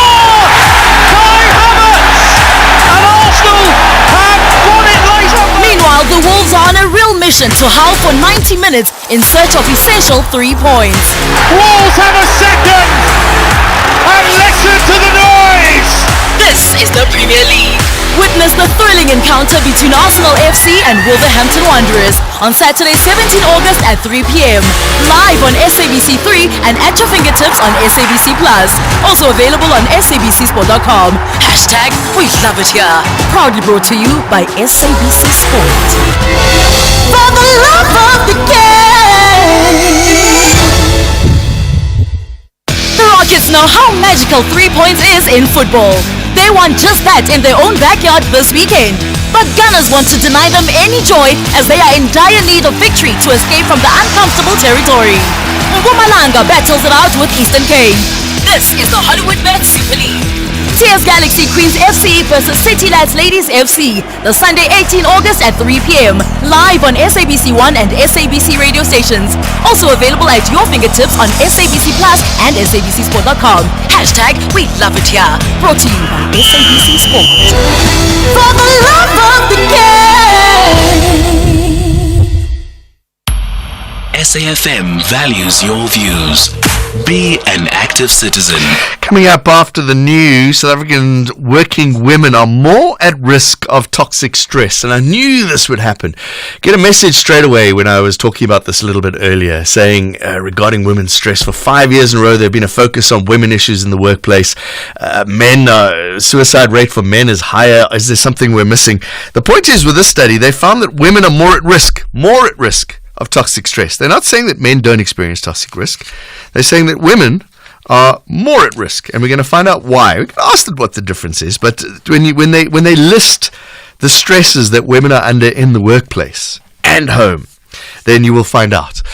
You at SAfm, we're going to take one voice note. We're taking a call. Let me just make sure. Yeah, we're going to take one voice note before we go to the news at 8 o'clock. Let's start with this one on the bottom. Good morning, John and SAfm listeners. Actually, the EFF is gonna down the drain like how Cope died. Unfortunately for Julius, I think it's time for him to introspect, have a high level of introspection to check what is it that he's not doing right. Because I think most of the things, the collapse of that party is in his hands. Yeah, they've got leadership elections coming up in December as well, so we're all looking ahead to that. You at SAfm, it's 8 o'clock. Essential cover from Outsurance pays out claims in cash, allowing you to choose your own panel beater. SMS car to 43187 now.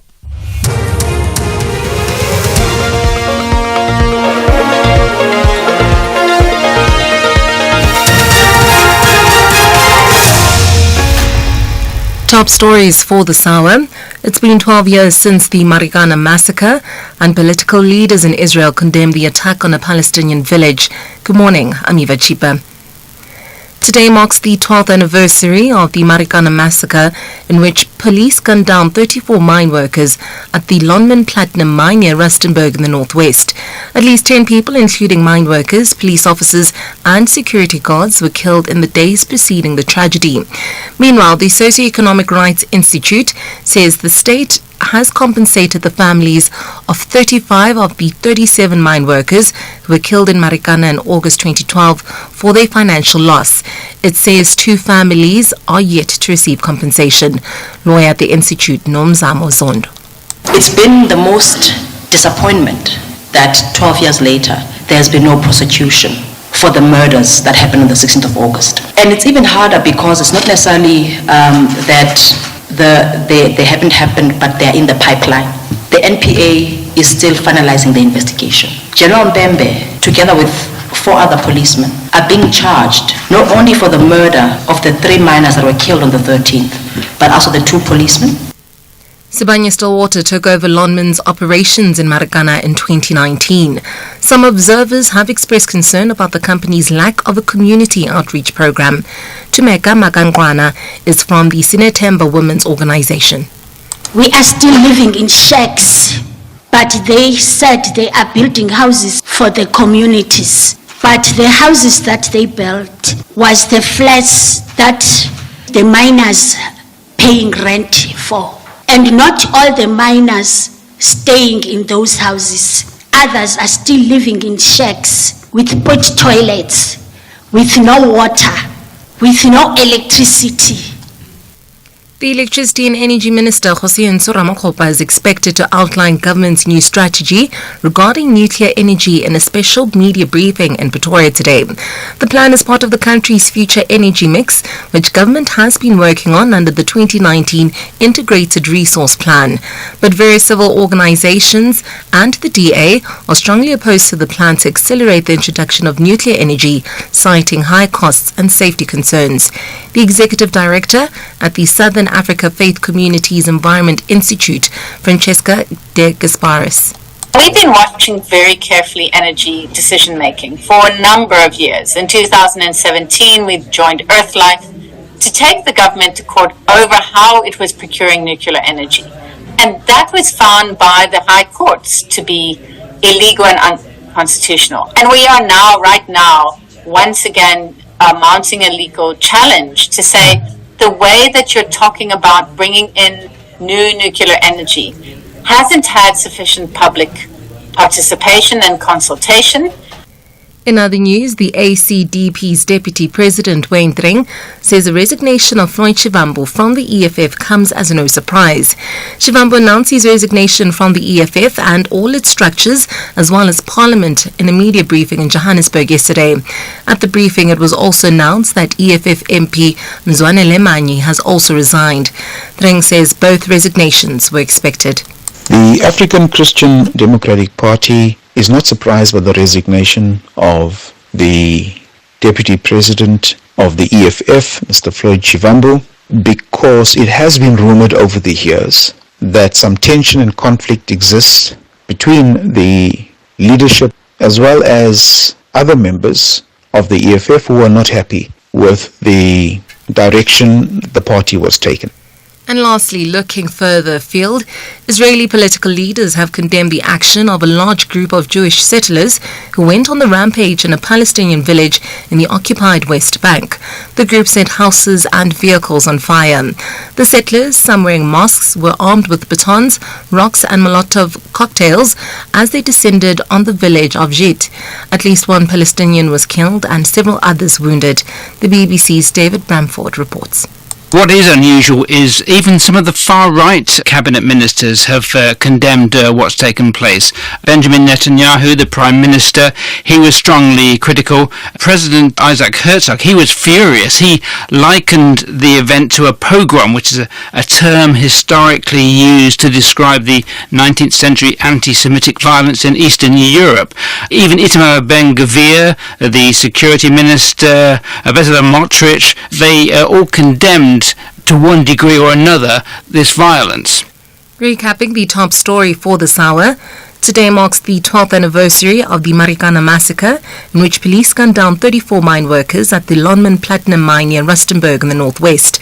At least 10 people, including mine workers, police officers and security guards, were killed in the days preceding the tragedy. I'll be back at the bottom of the hour. For SAfm News, I'm Eva Chipa. And that's the news for this hour. Theft, accident and 1 million rand liability cover, all covered by Outsurance Essential. Get a quote today. SMS car to 43187. So you think your older car doesn't need insurance, but what if your car accidentally caused damage to someone's expensive car?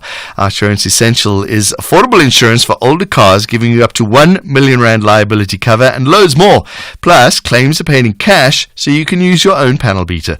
Outsurance Essential is priced for cars older than 5 years, valued under 125,000 rand and not financed. SMS car to 43187 or call 08600 60,000 today. A licensed insurer and FSP. T's and C's online. Standard rates apply. SAfm, guiding you through the rush hour traffic. It's pretty busy all over Durban side this morning. A crash on the N3 going inbound at Pavilion Mall, still badly backing up traffic arriving in from Paradise Valley. At the same time, there's now been a crash outbound on the N3 in the roadworks at Paradise Valley, so that's a backlog from Pavilion Mall. So both ways on that section very slow. There's just been a crash on the N2 going north at Queen Nandi Drive, and the M4, the Southern Freeway inbound, stays heavily backed up through the Kongela area. Crash delays approaching quite a Kuza are still with us as well. Quite a big crash in there earlier this morning, just approaching that R74 exit as you make your way through that towards direction Mpangeni, if you like. Cape Town, the M7 out of Mitchell's Plain stays heavily backed up. 2 crash scenes this morning, one at Samora Michelle and one further up just by the Govan and Becky bridge. And there's just been a crash on the N2 going inbound at Lisbik Parkway. So that traffic heavy from Langa, behind that the M5 queuing back towards Cromboom Road. Rob Byrne, SAfm Traffic. A very good morning to you. In your SAfm sports headlines, it's rugby. The Springboks are ready for the Wallabies in Perth as Schmidt's side looks for redemption in the Rugby Championship showdown. And it's fight night excitement as UFC 305 set to take place early Sunday with South Africa's Dricus du Plessis and Israel Adesanya. Details around 8:30.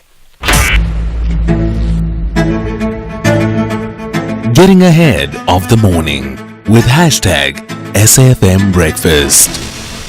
Looks like we're going to have time for your calls and messages later on in this hour or in the final hour of SAfm Breakfast. I'm John Gericke. Good morning to you. We're talking about space in a bit. I'm looking forward to this. South Africa could become home to a fully fledged orbital space rocket launches in the next 4 years. I'm so excited about this. We're going to talk to the Aerospace Research Group founder at the UKZN, and I'm looking forward to this conversation. In a minute, we're going to be talking about South African women's work health. Women are more at risk of toxic stress at work than men are. We're going to find out why and what those stresses are in a bit. Welcome to the show. We're into the final hour of SAfm Breakfast. Catch me, Bonang Mateba, on a fresh reality series that showcases the business behind being a business. Get to experience an intimate look at my life with family, personal growth, and my mission to uplift young women. Jet with me as we prepare to crown a lucky chaser. Be grounded, be entertained, and be dazzled. Monday, 6 p.m. on S3, it's a date with you and B. Catch Bedazzled by Bonang on S3 every Monday at 6 p.m. Paying your TV license means that you can tune in to the Expresso Morning Show from 6 to 9 a.m. Mondays to Fridays right here on S3. Enjoy our entertainment, recipes, and important current affairs and updates. All of this for less than 74 cents a day or 265 Rand for an entire year. For super-fast, secure, and convenient payment from any device, go onto tvlrc.co.za and click on the Fast Pay button for payment in under 3 minutes. Make a difference with Expresso and TV licenses and pay yours. SAfm is celebrating its 88th birthday, and what better way to celebrate than with you, our loyal listener. We will be giving away 8,800 to 10 lucky listeners during the month of August. To stand a chance of winning, stay tuned to SAfm and SMS the keyword SAfm88 followed by your name to 41391 and listen to the station throughout the day where you could be selected as a winner. SMSs are charged at R1.50 per SMS. Free SMSs and SMS bundles do not apply. Happy birthday, happy birthday, happy birthday, happy birthday. Keeping you informed and ready for the day ahead on hashtag SAfm Breakfast. It's 11 minutes past 8. Let's talk about South Africans' working women who are more at risk of toxic stress. Professor Renata Skuman is head of healthcare leadership at Stellenbosch Business School. Prof, thanks very much for joining us. Can we start with that message that came through a little bit earlier? We're going to talk about women, but what about men? What about men? Tell us why we should focus on women in this particular conversation. I think because it's Women's Month, I think would be the simplest conversation.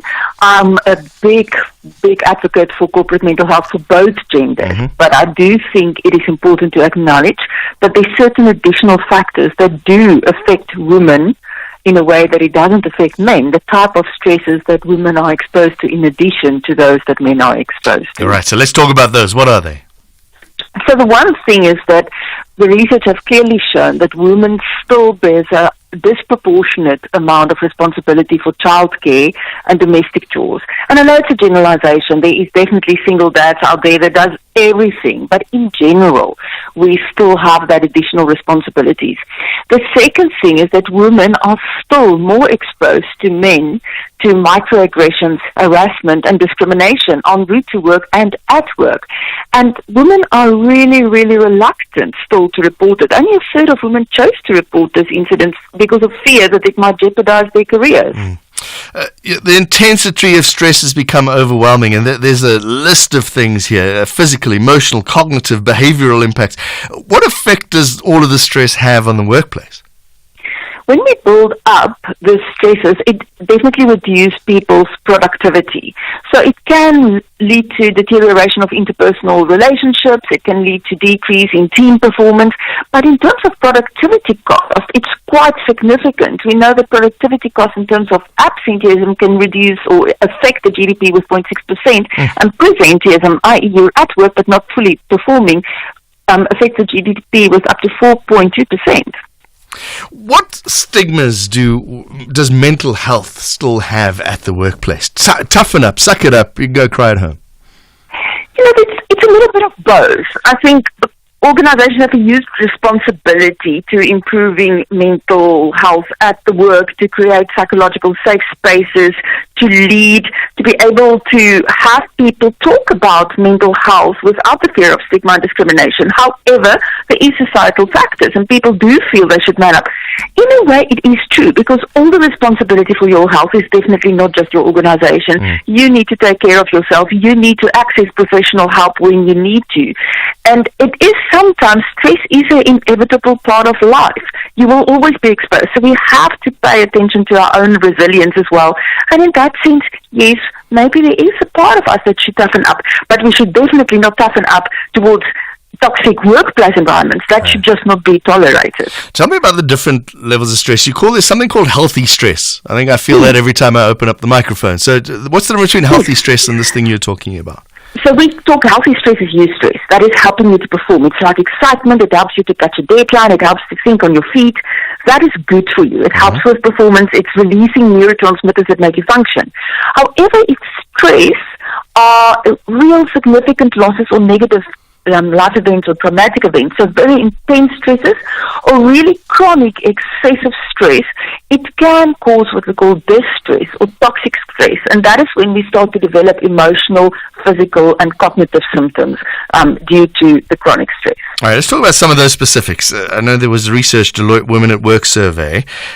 Women are more likely to be employed in low-paying jobs or on self-employed, so they feel that job security issue. Yes, and they are also having been placed in obviously often jobs where there's a lot of emotional contact, so customer-facing jobs, which add to additional stress. And I know people love to quote the gender pay gap as well. And yes, we're not doing great. If we look at 2008, women earned 89 cents for every rand earned by man, and in 2021 it dropped to 78 cents. I do think the time has passed where we need to look at remuneration only in monetary sense, because women do value other things as well. Women specifically value relationships, psychological safety, flexibility, and not only the money, where we know that in general, once again, it's a generalization coming from the research, is that men tend to value the remuneration and achievements more. And women are looking for more than that at the workplace. Yes, and it's perhaps time to have individual conversations, or at least group conversations, to see maybe women would prefer to earn 5 cents less but having 5 days more flexibility. Right. The one thing I didn't even think about is commuting to work. So the stress starts the minute they walk out the door. Well, I would say that stress starts the minute you open your eyes if you've got this at home. So just to get the family out of the house is difficult enough sometimes. But yes, especially if we think of commute, and I'm not only talking about traffic for people that drive, but people that need to commute. It adds to the time that they spend, it adds to the harassment that they're exposed to, and even violence that they're exposed to during the commute. Okay, how do we solve these problems? There's lots of problems. We can go on about the problems forever, and I'm sure women sitting there going, well, obviously. So what are the solutions to all of this? One, we have to discuss this. I think it's very easy to say corporate mental health is important. We all know that. Yeah. I think that is a principle that we all accept. We also see that organizations do invest, but they tend to invest in blanket programs, and that is not necessarily the solution. I think it has definitely to be more specific, and it has to be embedded in operating procedures, in guidelines. It's not good enough to talk about this, but nothing is done. Secondly, I do think it's very important, especially for female leaders, that if we do not set and lead by example, it's not going to happen, because we're still in positions where we can afford maybe to make decisions and to challenge. But what about our colleagues that's not in that position? And certainly also women need to start to speak about what they need. You know, we tend to be very submissive, and I'm not a feminist whatsoever, but I do think women often do not have a voice. And even sometimes you have a voice, but you're not necessarily heard. Are things changing in the workplace as women are infiltrating what were traditionally male-only areas? Yes, absolutely. I think there's a lot of changes. Some of it is systemic changes, some of it is policy changes that force it on us. And the problem there is often the traditional male jobs have less flexibility, which is a given. And I think we also, as women, and that's where my colleagues might not agree with me, as women, we also cannot want everything. You know, we cannot want to be treated as a woman with additional flexibility, with this, with X, with Y, with Z, and then still demand that we're equal.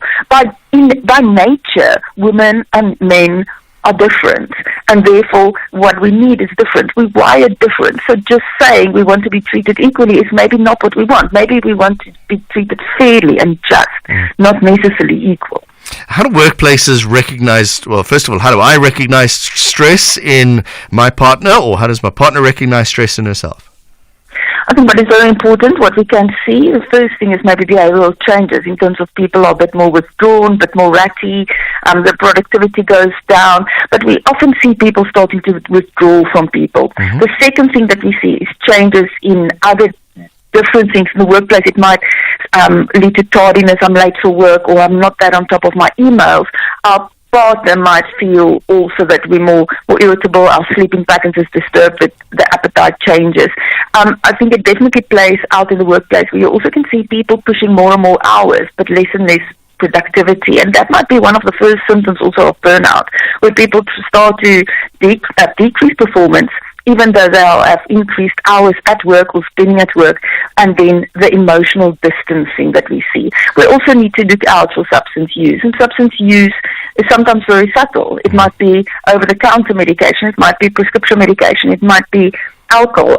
There's definitely an increase, what I see also in cocaine abuse in certain populations.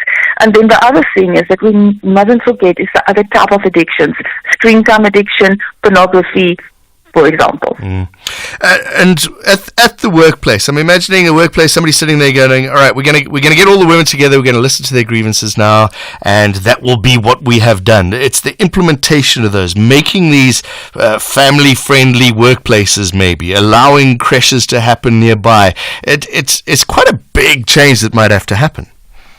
It is, but for many people, work is also a positive place, and exactly a place where I do not necessarily want all that factors that at home I need to deal with at work as well. I know by Sunday evening I'm looking forward to go to work on Monday because then I am exhausted. Right. So we must also bear that in consideration. But I think having the option, and maybe that is the answer, having the option. So if you don't have, we can't expect all organizations to have creches at work. I mean, it's just not viable.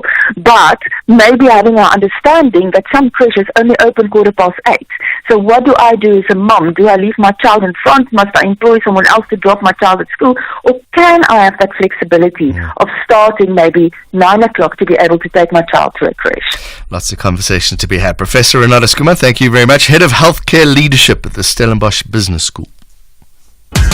Catch me, Bonang Mateba, on a fresh reality series that showcases the business behind being a business. Get to experience an intimate look at my life with family, personal growth, and my mission to uplift young women. Jet with me as we prepare to crown a lucky chaser. Be grounded, be entertained, and be dazzled. Monday, 6 p.m. on S3, it's a date with you and B. Catch Bedazzled by Bonang on S3 every Monday at 6 p.m. SABC Sport, the proud broadcaster of the Olympic Games Paris 2024, celebrates Team SA medalists. A brilliant silver for Johan van Dijk. The plan was to win a medal. That was the goal. So I'm just so grateful and thankful that everything went as it should. For me, it's to be an inspiration to all the younger girls in South Africa. There's so much power and passion. I think our South African women really have a lot of resilience. For the love of the game. The Science of Life on SAfm. I love this. South Africa could become home to fully fledged orbital space rocket launches in the next 4 years if the Aerospace Systems Research Institute has its way. Founder of the Aerospace Research Group at UKZN is Professor Jean Pitto. Prof, thanks very much for joining us. We're going to be sending human beings into space, or is this just little satellites? Good morning, John. Good morning to the listeners. For the moment, the objective is just little satellites. Sending humans into space is a little bit more challenging than satellites, but you've got to start somewhere, I guess. Even Boeing have been struggling to get them back. It's all very well sending them in. You've got to get them back.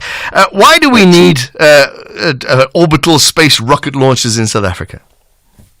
Well, I think it's a difficult question to answer sometimes because obviously South Africa's got a lot of challenges and a lot of people have the sentiment that we really shouldn't be putting money into something as fancy as orbital space launch. But the bottom line is there are a few factors we need to consider. Number one, South Africa and Africa as a whole are really at risk of falling behind. There's a lot of development going on in terms of the space economy, and if you're going to access that space economy, you need to be able to have a launch capability capable of getting you into orbit. So from a strategic point of view, it's very important that it's this goal going forward in future. But there are a variety of other benefits to it, chief among which are catalyzing, the local aerospace and advanced sectors, just in developing our supply chain so far in the work that we do. We've been amazed at how much catalyzation there's been that stems from our at Azri.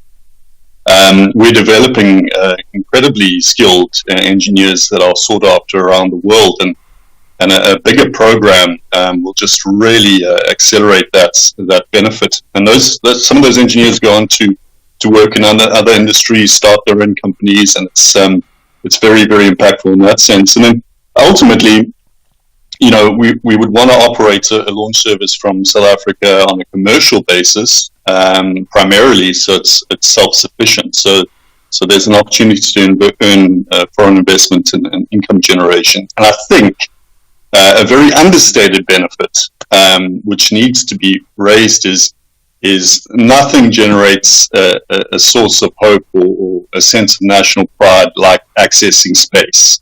And I think that's something that South Africa could really benefit from, a project that the country can galvanize the country's ambitions for the future.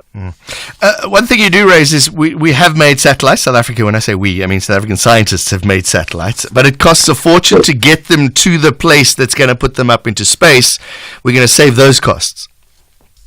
Yeah, look, space is changing. SpaceX is changing very quickly, driven primarily by SpaceX in America. Launch costs have come down dramatically. And really to make a lot of space business viable, those costs need to come down even more. So a local launch capability is definitely going to allow us to launch at lower rates than a lot of options at the moment. And when you're launching a small launch vehicle, you don't have to wait for a bunch of other satellites to join you on a big rocket going into orbit. You can launch pretty much when you want to launch. The challenge on the small launcher side is to get those costs down, and that's one of the key things that we work on with our technologies. Is the key focus is cost reduction at every turn. Where do you see South Africa's spaceport then, Prof? No question about it. There's only one place, and that's the Overberg Test Range, now Overberg Test Range in Western Cape, outside Bredasdorp. It's a world-class facility, and it's actually really difficult setting up spaceports because there are a lot of boxes you need to tick, and OTR ticks those boxes, and it's also a very, very good site for launching in the polar orbital direction where most satellites are being launched at the moment. We've got no air traffic down there that can block launches. We've got manageable marine traffic, and also the weather is really, really good compared to many other launch locations. So it's a fantastic site. It's very far south. I always thought we needed to be quite close to the equator. Well, that's a common misconception. So definitely, if you want to get into geosynchronous orbit, where the big sort of DSTV satellites are, you need to be launching. It makes sense to launch from the equator because there's some energetic benefits to doing that. You want to go on planetary missions, there's some benefits to that. But by far, the on the small satellite side of things, by far the most common orbit is what we call sun-synchronous orbit, and really OTR is perfect for launching into that inclination. Okay, let's talk about the rocket. You've made a point of saying orbital space rocket launches. How close are we? Have we sent things from that Bredasdorp zone into space? Well, actually, there have been one or two instances of things getting into space from OTR. It was established by, before the democratic era as a potential launch site, and some test launches, to our understanding, did exceed the Kármán line, which is 100 kilometers. That's the boundary of atmosphere and space. So we have done it one or two times before, but obviously under very, very different circumstances. In the new South African era, we've yet to do it. One of the projects we're working on is called STEVE, which stands for Suborbital Test Vehicle. And we're hoping that is going to be South Africa's first truly independently developed vehicle to reach space on a suborbital flight, not orbital. And that is hopefully going to be taking place towards the end of 2026. So it's a big step forward. But in terms of orbital launch, provided the program we're working on is adequately resourced, and in terms of resources, I really must bring up the fact that the DSI has been incredibly supportive of this. And really, we wouldn't be doing this without the Department of Science and Innovation support. That is going to be a bit more of a time delay. We're probably looking at the earliest 2029 for the first test flight of the CLV orbital vehicle. Prof, I'm no rocket scientist. We all know this much. But why don't we just look at SpaceX and do what they do? Well, to build a SpaceX Falcon 9 or a Starship, you need a massive amount of infrastructure. You need a massive skills base.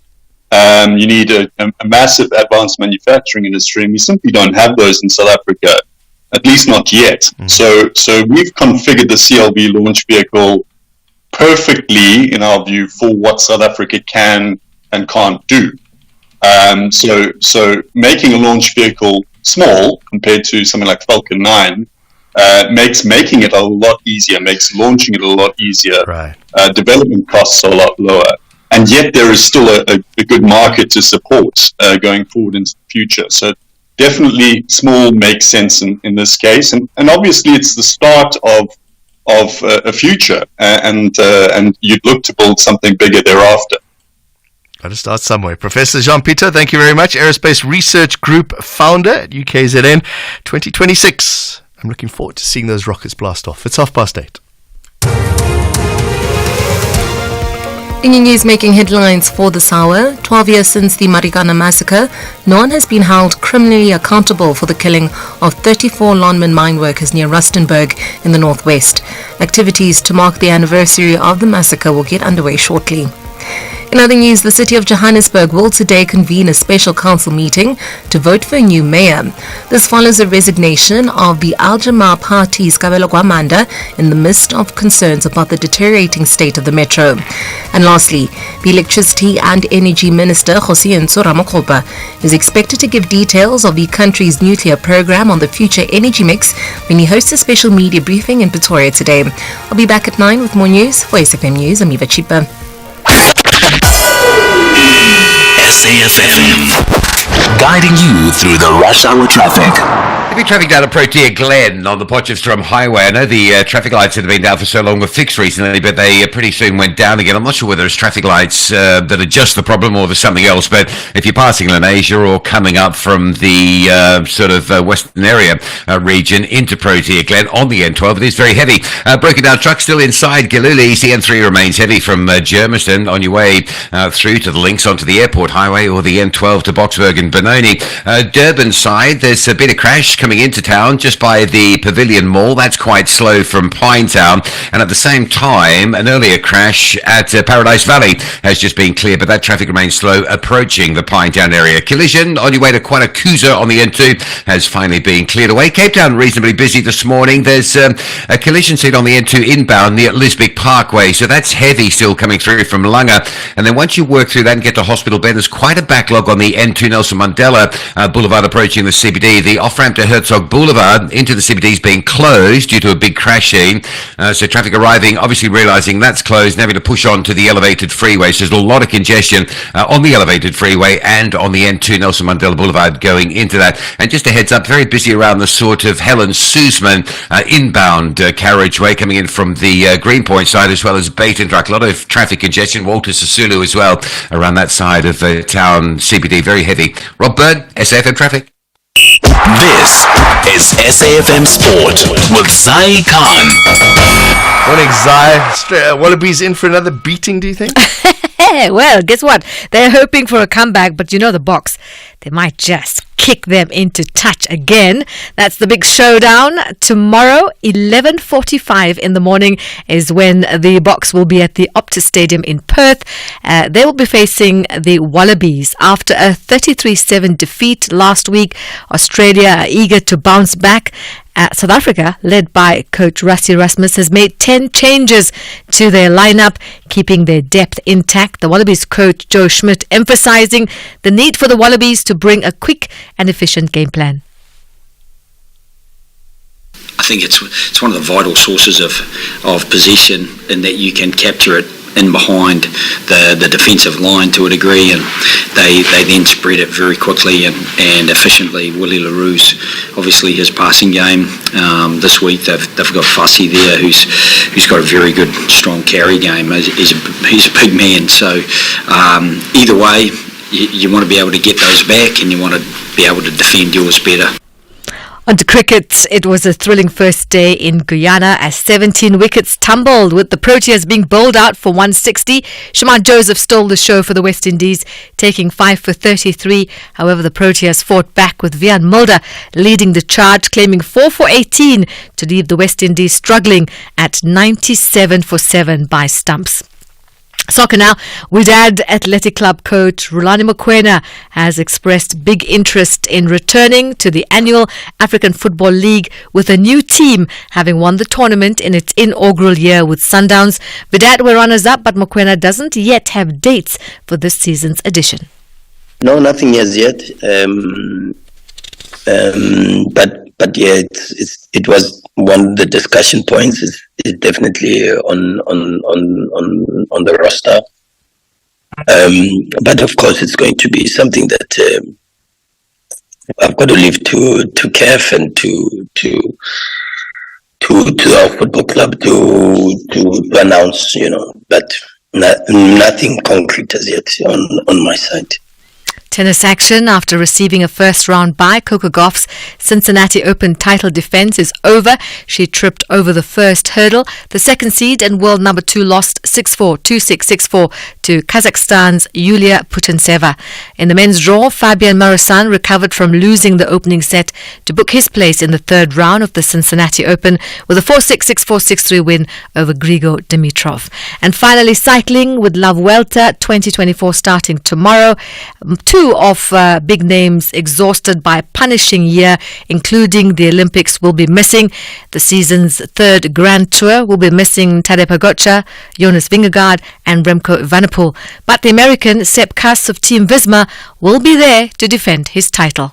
More sport with John Herica around 12:30 for SAfm Sport. I'm Zai Khan. The Business Update on SAfm. Let's get the latest with Ntauling Lechela, business reporter. Ntauling, we touched on this in our Africa update. Standard Bank making moves on the continent. All right, we're getting Ntauling back on the line, as you heard. Phone line's ringing. We'll get her. She's just connected now. Can we go ahead? Ntauling, good morning. Standard Bank making moves? That's right. Now, this coming, Standard Bank says that South Africa is poised for foreign investment. This coming as a surprise, especially after South Africa dropped a level in RMB's Where to Invest in Africa report. And as we've seen, a number of international companies ditch local projects. Now, according to the lender, as many as 95% of foreign investors are looking to increase their exposure to South Africa, with 30% of these planning to do so within the next 3 months. Now, the survey also revealed that investors kept a positive outlook on South Africa following the elections. But there's a catch. 40% of them want to see more concrete policy actions from the government of national unity to drive economic growth and improve business conditions before they commit to increasing their investments. Essentially, they're waiting for tangible progress before taking the next step. Now, the survey comes alongside Standard Bank's first half numbers, where it reported a 4% jump in earnings. That performance supported by franchise growth in its banking businesses and strong earnings growth in its insurance and asset management units. And lower metal prices are having an effect. So it's been a challenging time for miners, John, with global metal prices really eating into their earnings. Yesterday, we spoke about Northern Platinum and how it expects earnings to drop. Today, it's Exxaro. The group's half-year earnings tanked 37%, mainly fueled by lower coal and iron ore prices. Now, zooming in on those earnings, coal production and sales were down 13% and 12% respectively. This was due to downbeat demand from Eskom and logistics challenges at Transnet. But the group remains positive about both SOEs, saying that government and the private sector are working hard to make sure things shift. Moving ahead, Exxaro is exploring more growth opportunities, particularly in the green metals space, and the miner is confident that a deal will be sealed in the next 6 months. And what we're looking forward to in the markets today? Local markets are on track to start the day on a positive note following its international peers and after yesterday's strong finish. So not much corporate news out today, a quiet day for the JSE. In the currency markets, the rand is poised to end the week on a high following 4 consecutive days of gains. It's currently trading at 17.97 to the dollar. Sentiment really being fueled here by upbeat data out from the US, which has calmed those recession fears. With that, it's a sea of green in Asia, with those markets on track to also end the week on a high. The Japanese Nikkei leading those gains, trading close to 3.7% higher. Over in Wall Street, futures upbeat following the retail sales print that reaffirmed that US consumers are in good shape and are still shopping. Tauling Lechela, thank you very much. Have a fantastic weekend, and we'll hear from her again on Monday. Victory in the opening match always sets a good tone, and that's what the Gunners of London are gunning for. They've almost scored! Kai Havertz! And Arsenal have won it late on. Meanwhile, the Wolves are on a real mission to howl for 90 minutes in search of essential 3 points. Wolves have a second! And listen to the noise! This is the Premier League. Witness the thrilling encounter between Arsenal FC and Wolverhampton Wanderers on Saturday, 17 August at 3 p.m. Live on SABC 3 and at your fingertips on SABC Plus. Also available on sabcsport.com. Hashtag we love it here. Proudly brought to you by SABC Sport. For the love of the game. The Rockets know how magical 3 points is in football. They want just that in their own backyard this weekend. But Gunners want to deny them any joy as they are in dire need of victory to escape from the uncomfortable territory. Mpumalanga battles it out with Eastern Cape. This is the Hollywood Bet Super League. TS Galaxy Queens FC versus City Lads Ladies FC, the Sunday 18 August at 3 p.m. Live on SABC 1 and SABC radio stations. Also available at your fingertips on SABC Plus and SABCsport.com. Hashtag we love it here. Brought to you by SABC Sport. For the love of the game.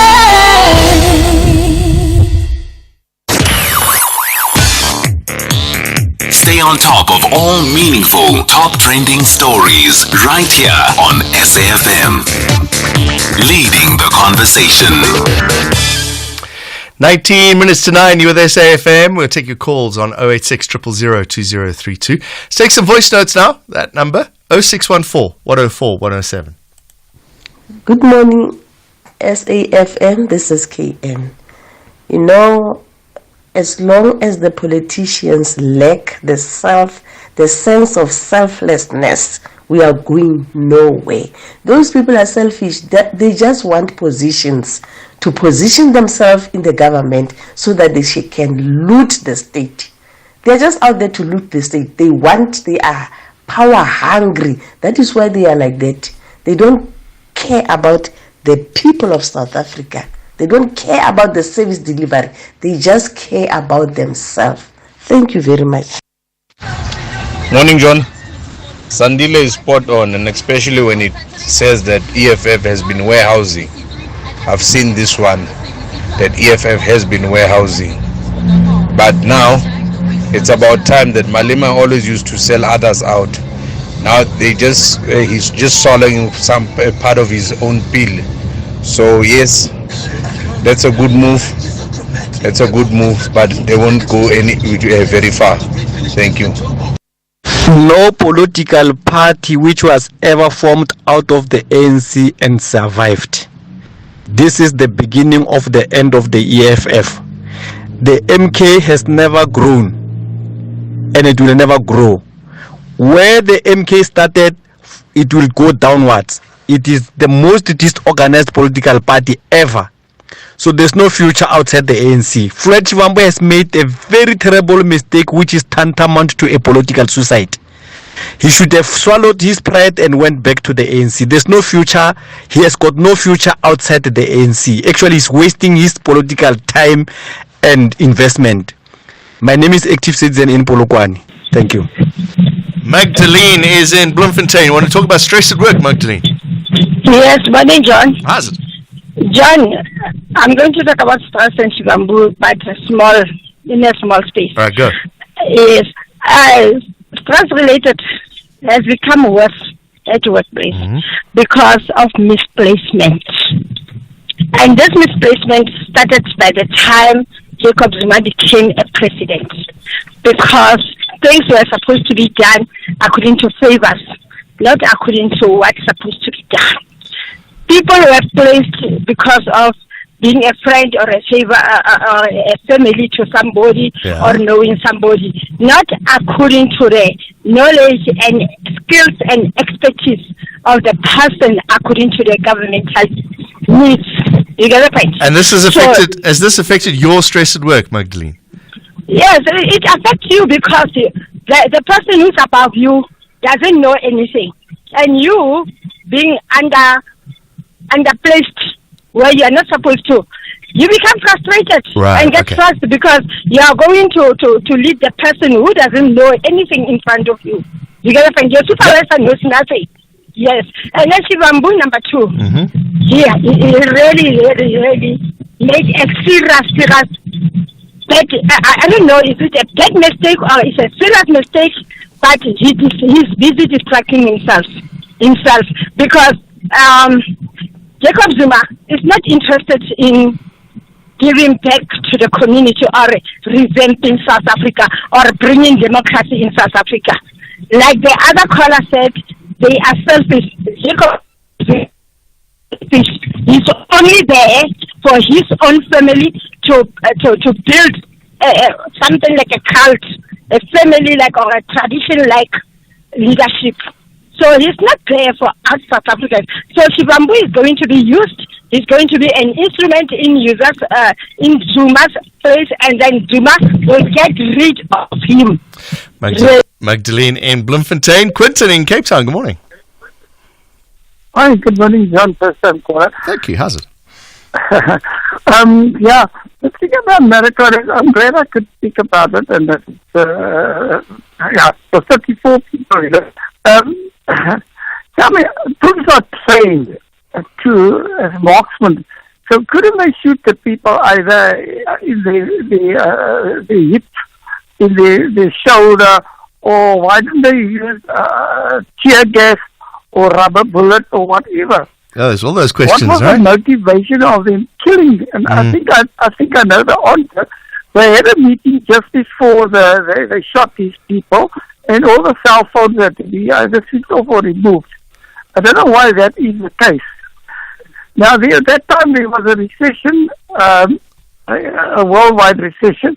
So even if they didn't give them any increase, they would have they couldn't really afford those miners anymore, and they would have had to pay pensions. But if the people got shot and while they were off duty, which was the case, then it means that whatever that meeting was, and it's a small community, that they didn't have to pay the pensions by law. Basically, if I'm not correct, can somebody phone in and tell me I'm not correct? Because that is my understanding. Because the widows got no payout anyway, and why would the police have the meeting? And why wouldn't they tear gas or excuse me, tear gas or rubber bullet? Many questions. When they wanted to kill a policeman, they put one of the road policemen maybe in front, or one of the policemen that's always complaining about the police chief or whatever, or the minister's office. So they put them in front because toying and striking is common throughout the world. They don't have to go and slaughter the people like that. Quinton in Cape Town. Quinton in Cape Town. Thank you. Quinton, thank you. Echoing what another caller had to say earlier on, those inquests are out. You can read the findings and the recommendations from that Marikana report. Take you back to 2015 from those reports, and we still have these questions. Bramoro, you want to talk about home affairs? Hello, Bramoro. Hello, my boss. How are you, sir? Just John. Go ahead. Yeah, thank you for the good show. Firstly, Floyd can leave EFF, but whatever it takes, EFF will forever remain. The Department of Home Affairs last show that he spoke to the minister. Our proposal to him is simple. The minister was saying that the Treasury or government has cut down on its budget, meaning the amount of money that the Home Affairs is in need in order to resource the Home Affairs, they are not getting it. So foreigners in South Africa, we are also proposing to the Home Affairs, why can't they rather make use of their own service to get that money? There is a company called VFS, of which Home Affairs has subletted some of their activities to. VFS is a contract. So if Home Affairs decide to take all those jobs back, honestly, the money that foreigners are paying through VFS, it will go directly to Home Affairs, which will be able to cater for some of the budget that Home Affairs is interested. More than 1 million South Africans go to Home Affairs for IDs, birth certificates, and passports.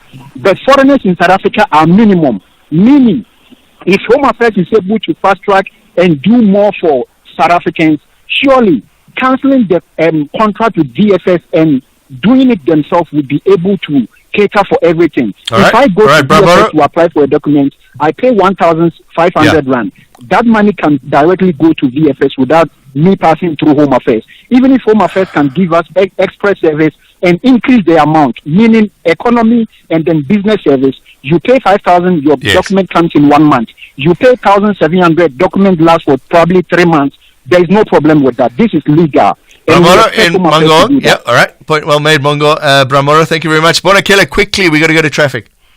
Well, of course, I'm going to be quick, not like Bramoro. Yeah, go quick. Go. Yeah. Listen, I'm sick and tired of seeing the Minister of Police visiting an area where there's crime rate, shooting and all that, and you don't see police being deployed. Right. It absolutely doesn't make sense. It's nonsense, so to speak. All right. Bye-bye. All right, Bonakele, sick and tired of the minister visiting where something has happened and we don't see the police. Let us know what your thoughts are. We'll have some time for more calls later on in the show. It's 9 minutes to 9. SAfm, guiding you through the rush hour traffic. Just worth keeping a check on the roadworks on the R21 between the airport and Pretoria. There's a new set that have gone in, I think only yesterday, just around the NGen services on your way to Pretoria. So there is some queuing traffic pressure into that area as we speak. The N1 South looks like something may have happened at Olifantsfontein. The road does a pretty good run through this morning, but all of a sudden you'll get to Samrand and you'll just sit in some pretty heavy stuff. Going into Durban, an earlier crash on the N3 around Pavilion Mall. That's been cleared, but it's been replaced by another between Paradise Valley and Pavilion. So coming through from Pinetown, net result is the same, queuing pressure from Paradise Valley. The N2 for this time of morning still queuing up as you make your way between the M7 and Westwood Mall. And if you use the Rockdale Road Bridge in that area over the N3, just to note, it's going to be closed from tomorrow, all part of the N3 upgrade. So Rockdale Bridge will be shut down from tomorrow right through until about July 2025. And then if you're driving into Cape Town, heavy pressure this time of morning on Nelson Mandela Boulevard. The off-ramp to Herzog Boulevard is being closed due to a crash scene, and that's forcing traffic into the elevated freeway, and that's pushing the traffic halfway back towards the Hospital Bend. So if you're on the N2 going into Cape Town, get through the Bend, take Philip Kosana. The M3 is the alternative. A lot of congestion as well around Greenpoint, the waterfront. Helen Stoosman coming inbound, Bait and Truck that side of town. A lot of traffic pressure. Rob Byrne, SAfm Traffic. Winners, finalists, fan favorites, and viral sensations from previous seasons of America's Got Talent return to the stage to compete for the All-Star title. Join Heidi Klum, Howie Mandel, and Simon Cowell as they decide who is the best of the best. The creme de la creme, the top dog, is in Tamatota. It's a festival of talent on America's Got Talent All-Stars. Saturdays at 6:30 p.m. on S3. Channel your best entertainment with America's Got Talent All-Stars. Only on S3. Open up. SABC Sport, the proud broadcaster of the Olympic Games Paris 2024, celebrates Team SA medalists. Oh, this is close! Sabine and the South Africans finally get a medal with the silver, and at last, Akani Sabine is an Olympic medalist. I'm really pleased for Sabine. Everyone has been wishing for a medal for me, and I've got my medal now. I'm really happy with getting the medal. For the love of the game.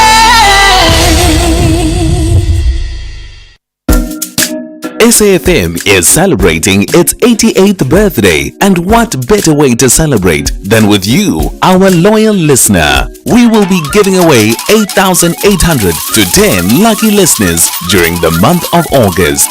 To stand a chance of winning, stay tuned to SAfm and SMS the keyword SAfm88 followed by your name to 41391 and listen to the station throughout the day where you could be selected as a winner. SMSs are charged at R1.50 per SMS. Free SMSs and SMS bundles do not apply. Happy birthday. Happy birthday. Happy birthday. Happy birthday.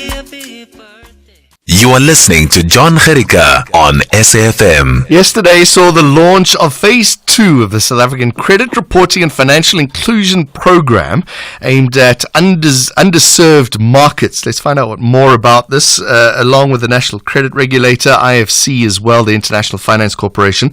Ntupang Mogalego is Executive Senior Legal Advisor. Ntupang, thank you very much for joining us. Explain a little bit more. What's the point of this Phase 2 process and what's happening? Good morning and thank you for the invitation. Phase 2 is essentially just a continuation of what we started under Phase 1.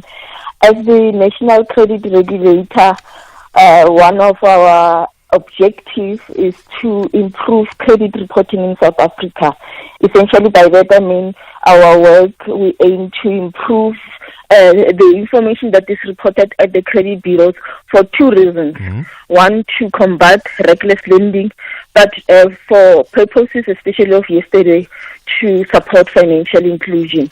Our work in the past has indicated that the lack of information at the credit bureaus is impeding consumers, especially those in the informal sectors, as well as SMEs that are operating in the informal sector, from accessing credit and participating in the economy. Remember, for credit providers, in order for them to give you credit, they need to assess your risk.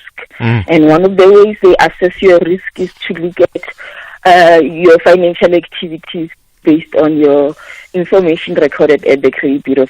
If you don't have any information, they are not able to determine your risk profile.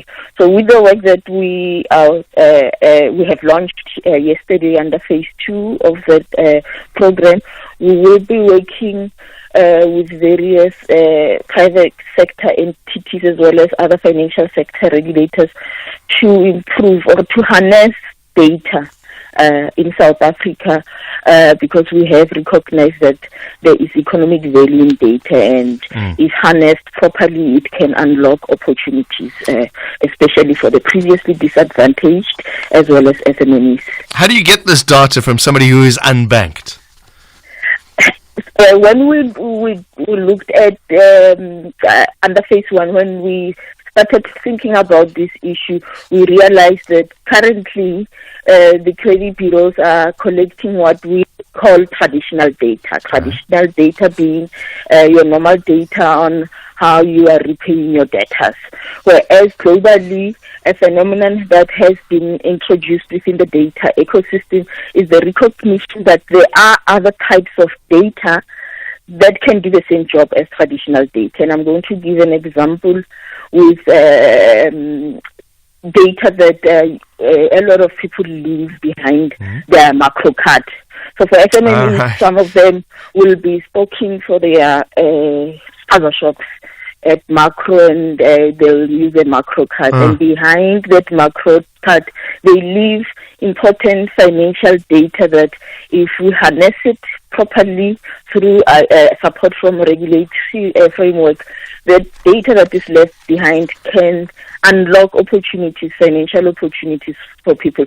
So with the project, we're not going to be focusing on traditional data. We'll be looking at other types of data that SMEs leave behind everywhere, other than just your traditional data. And we believe these other alternative data can definitely unlock opportunities for everyone who doesn't have, who's unbanked, essentially. You mentioned unscrupulous lenders a little bit earlier on. That's consumer protection comes in here as well? Yes. I think through this project, our task as the NCR is actually twofold. We want to support financial inclusion, but in doing so, we are also still going to be mindful of consumer protection, which is why, as we work on this project of harnessing data, we will be on the lookout for the risks that can be introduced is perhaps the use of alternative data for consumer protection. And once those risks have been identified, the intention obviously is that we will have to put controls to mitigate those risks, either through the improvement of the regulatory framework or the improvement of the investigation powers of the NCR, so that we can proactively detect, investigate, and take enforcement action. In Tupang, we've heard stories about some lenders charging extra just because of the color of somebody's skin. Is that all being looked at as well? Through this work, yes, we have one particular project that I think a lot of the public will be interested in, where we want to render the credit score explainable. So in other words, we're working to come up with a framework that will enable not just the regulator but the public at large to be able to understand the variables that are taken into consideration when a credit score is developed. So we want all the variables to be rendered transparent, so that even us as the NCR, we can be able to identify if there are any discriminatory variables behind credit scores, and for consumers to also be able to understand, for me to have this score, what variables were taken into account.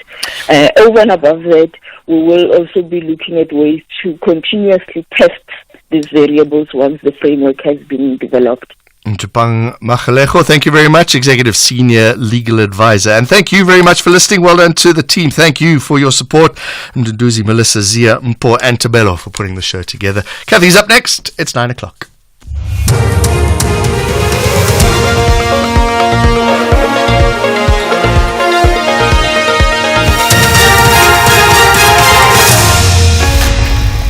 Top stories for this hour. It's been 12 years since the Marikana massacre and a new Joburg mayor to be voted in today. Good morning, I'm Eva Chipa. 12 years since the Marikana massacre, no one has been held criminally accountable for the killing of 34 Lonmin mine workers near Rustenburg in the northwest. Activities to mark the anniversary of the massacre will get underway shortly. The widows of the mine workers who police shot and killed, as well as religious leaders and some mine representatives, are expected to attend the commemoration. Reporter Sintleng Lihihi is at the site of the tragedy. 12 years ago, on this fateful day, 34 mine workers lost their lives. This is following wildcat strikes over minimum wage that was expected to be 12,500 and better living conditions. On the days preceding the killing of the 34 mine workers, we saw 10 people also being killed there, including security guards, police officers, and some mine workers. Many are lamenting that while we see prosecution for the killings that occurred on the days preceding the 34 killings, no one has been prosecuted or brought to book for the killings that happened on this land. 10 people, including mine workers, police officers and security guards, were also killed in the days preceding the tragedy. Meanwhile, the Socioeconomic Rights Institute says the state has compensated the families of 35 of the 37 mine workers who were killed